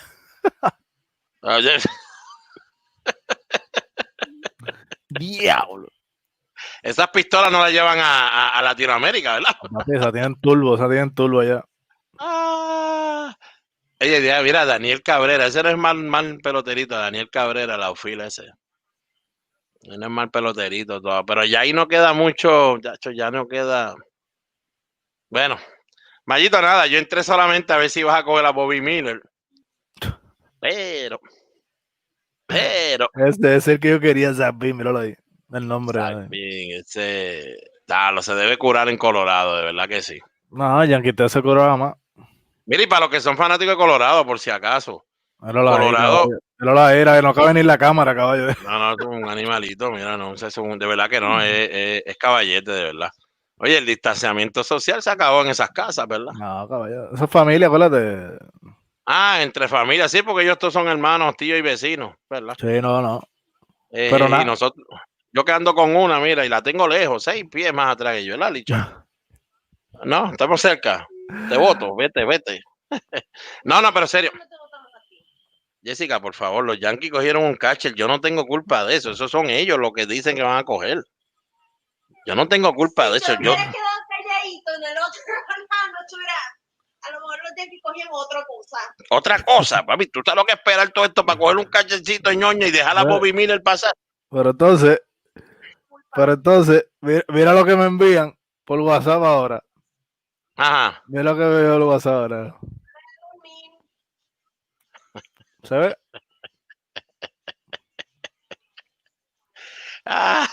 Sí, lo sé. Entonces, mira quién está aquí mirando aquí. Está ahí sentadito, mira.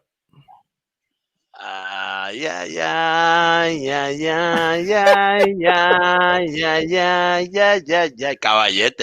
Caballete, serie mundial. Serie mundial. Envían eso para acá, mira, el tipo está, bendito, ese gerente general de usted sufriendo ahí con ese pick, mira la cara que tiene, era. No, chico, estaba pensando en Bobby Miller, pero no lo cogió. Mira la cara de ese gerente general, mira. Sí, pero yo quiero ver la tuya después que cogió el cachelete, ¿viste? Mira, nos vemos. Los dejamos el draft, lo que falte. Creo que faltan 3 picks y se acaba el draft por hoy. Y pues mañana continúa en la segunda ronda. Mañana les prometo que voy a traer a mi esposa en vivo. Y ella va a ser parte de par de picks del draft. Y nos va a dejar saber cuándo es que cogen los Yankees mañana. Vamos a buscarla, cuándo es que cogen los Yankees. Y ella va a estar al lado de nosotros cuando los Yankees digan que cogen otro caché. Otro caché. Para el bullpen, porque necesita un caché de bullpen. Oh, caballo, ya. Mira, no voy a decir más, no olvides eso. Te veo. Los dejamos ahí con el draft, que lo sigan disfrutando lo que queda, un poquito más. Dale. Ay.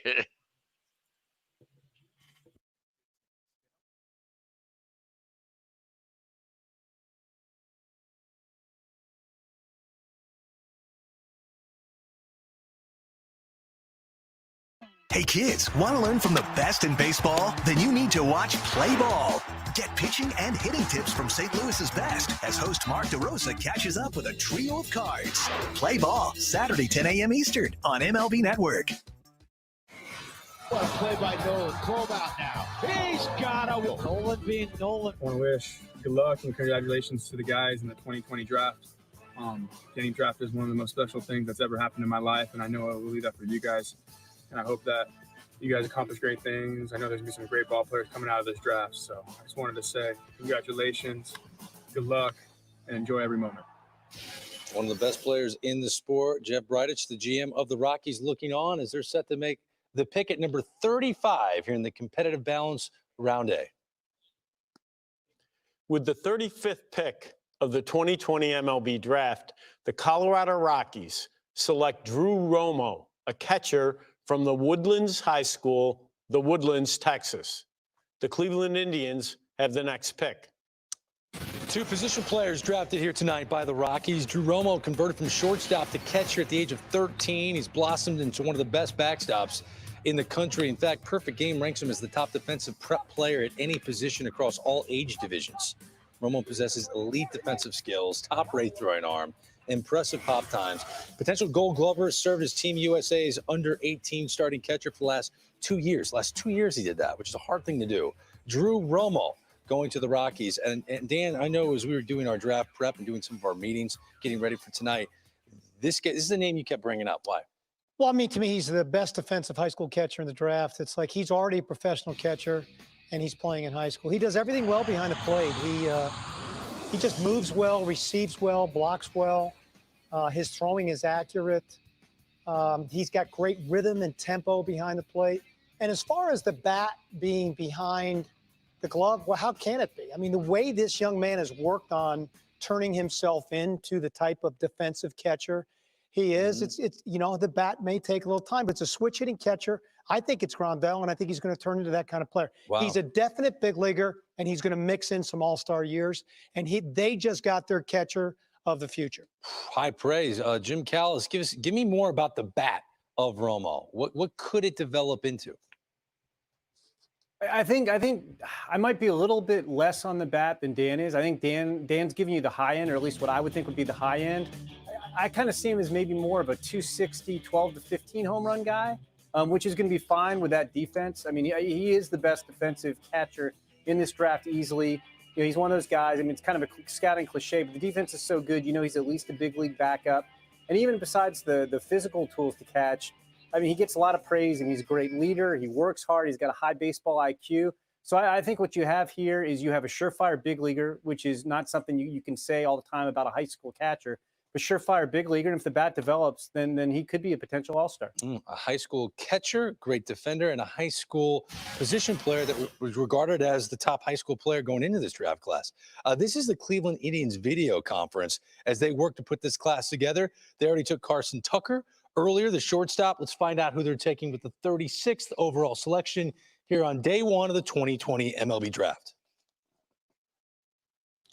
With the 36th pick of the 2020 MLB Draft, the Cleveland Indians select Tanner Burns, a right-handed pitcher from Auburn University. The Tampa Bay Rays have the next pick. This is a 6-foot college right-hander. Last year, he joined 2018 first overall pick Casey Mize as the only Auburn pitcher since 2000 to strike out 100 batters in a season. He got to pick Mize's mind as a freshman. He's been working with Auburn's new pitching coach, Tim Hudson, before the 2020 season came to a halt. Son of a former big leaguer, Mike Burns, Tanner was named the Alabama Gatorade Player of the Year in 2017, but fell to the 37th round over signability concerns. He actually committed to Alabama as a catcher at the start of his sophomore year of high school. So Tanner Burns, Tim Corbin still with us, Vandy's head coach. What do you make of this college righty? Well, we have a lot of experience with him, too. He's 6 feet, but he's about 220, 225. You're talking about man strength right here inside the body. You could probably compare him to Jeff Brantley, former Mississippi State pitcher, but he's got high believability in the fastball, as he should. It spins really well, and he has great success when he throws that thing up in the zone. You're starting to see a little bit of his breaking ball, too, and third pitch being a changeup. But he's a bulldog. He's a max competitor, and he's won for a long period of time. We had a lot of experience with him in high school, too, from the state of Alabama. That's a good pick for them. Great college program, Tim. Thank you. Here's a reaction shot of Tanner Burns celebrating. Yeah, they knew it was coming. They had the phone and the light on the phone out. The phone call was made. You already got the phone call? Yeah, Carlos Collazo of Baseball America. You know, we talk a lot about track record. So many of these guys don't have it because of the pandemic. This kid, workhorse, over 188 college innings, and he has sub-3 ERA. What do you make of the pick? Yeah, he absolutely has the track record. I think he has some of the best track record of the entire class. I mean, it's not the biggest upside pick. He's not the biggest guy. He might not have a plus pitch, but it's above average or solid average across the board. He really knows how to command the 3-pitch mix. And I think you just have a feeling of comfort when you have a guy who you've just seen him start and excel in the best conference in college baseball. There's a lot of safety with that. Yeah. Again, Tim Corbin, a huge fan of what this kid was able to do during his college career at Auburn. Well, this is it. We're down to our last pick, and what a terrific job by Baseball Commissioner Rob Manfred. Just money, smooth. He could take my job next year if he wants. You know, I was thinking the same exact thing. Last pick of the night. With the 37th pick of the 2020 MLB Draft, the Tampa Bay Rays select Alika Williams, a shortstop from Arizona State University. Alika Williams, there's a lot to like about this kid. Success on the diamond began at baseball powerhouse Rancho Bernardo High School in San Diego. Continued as a career 300 hitter at Arizona State, where he accumulated more walks than strikeouts. One of the best defensive shortstops in this class. Great footwork. They love his hands at the position.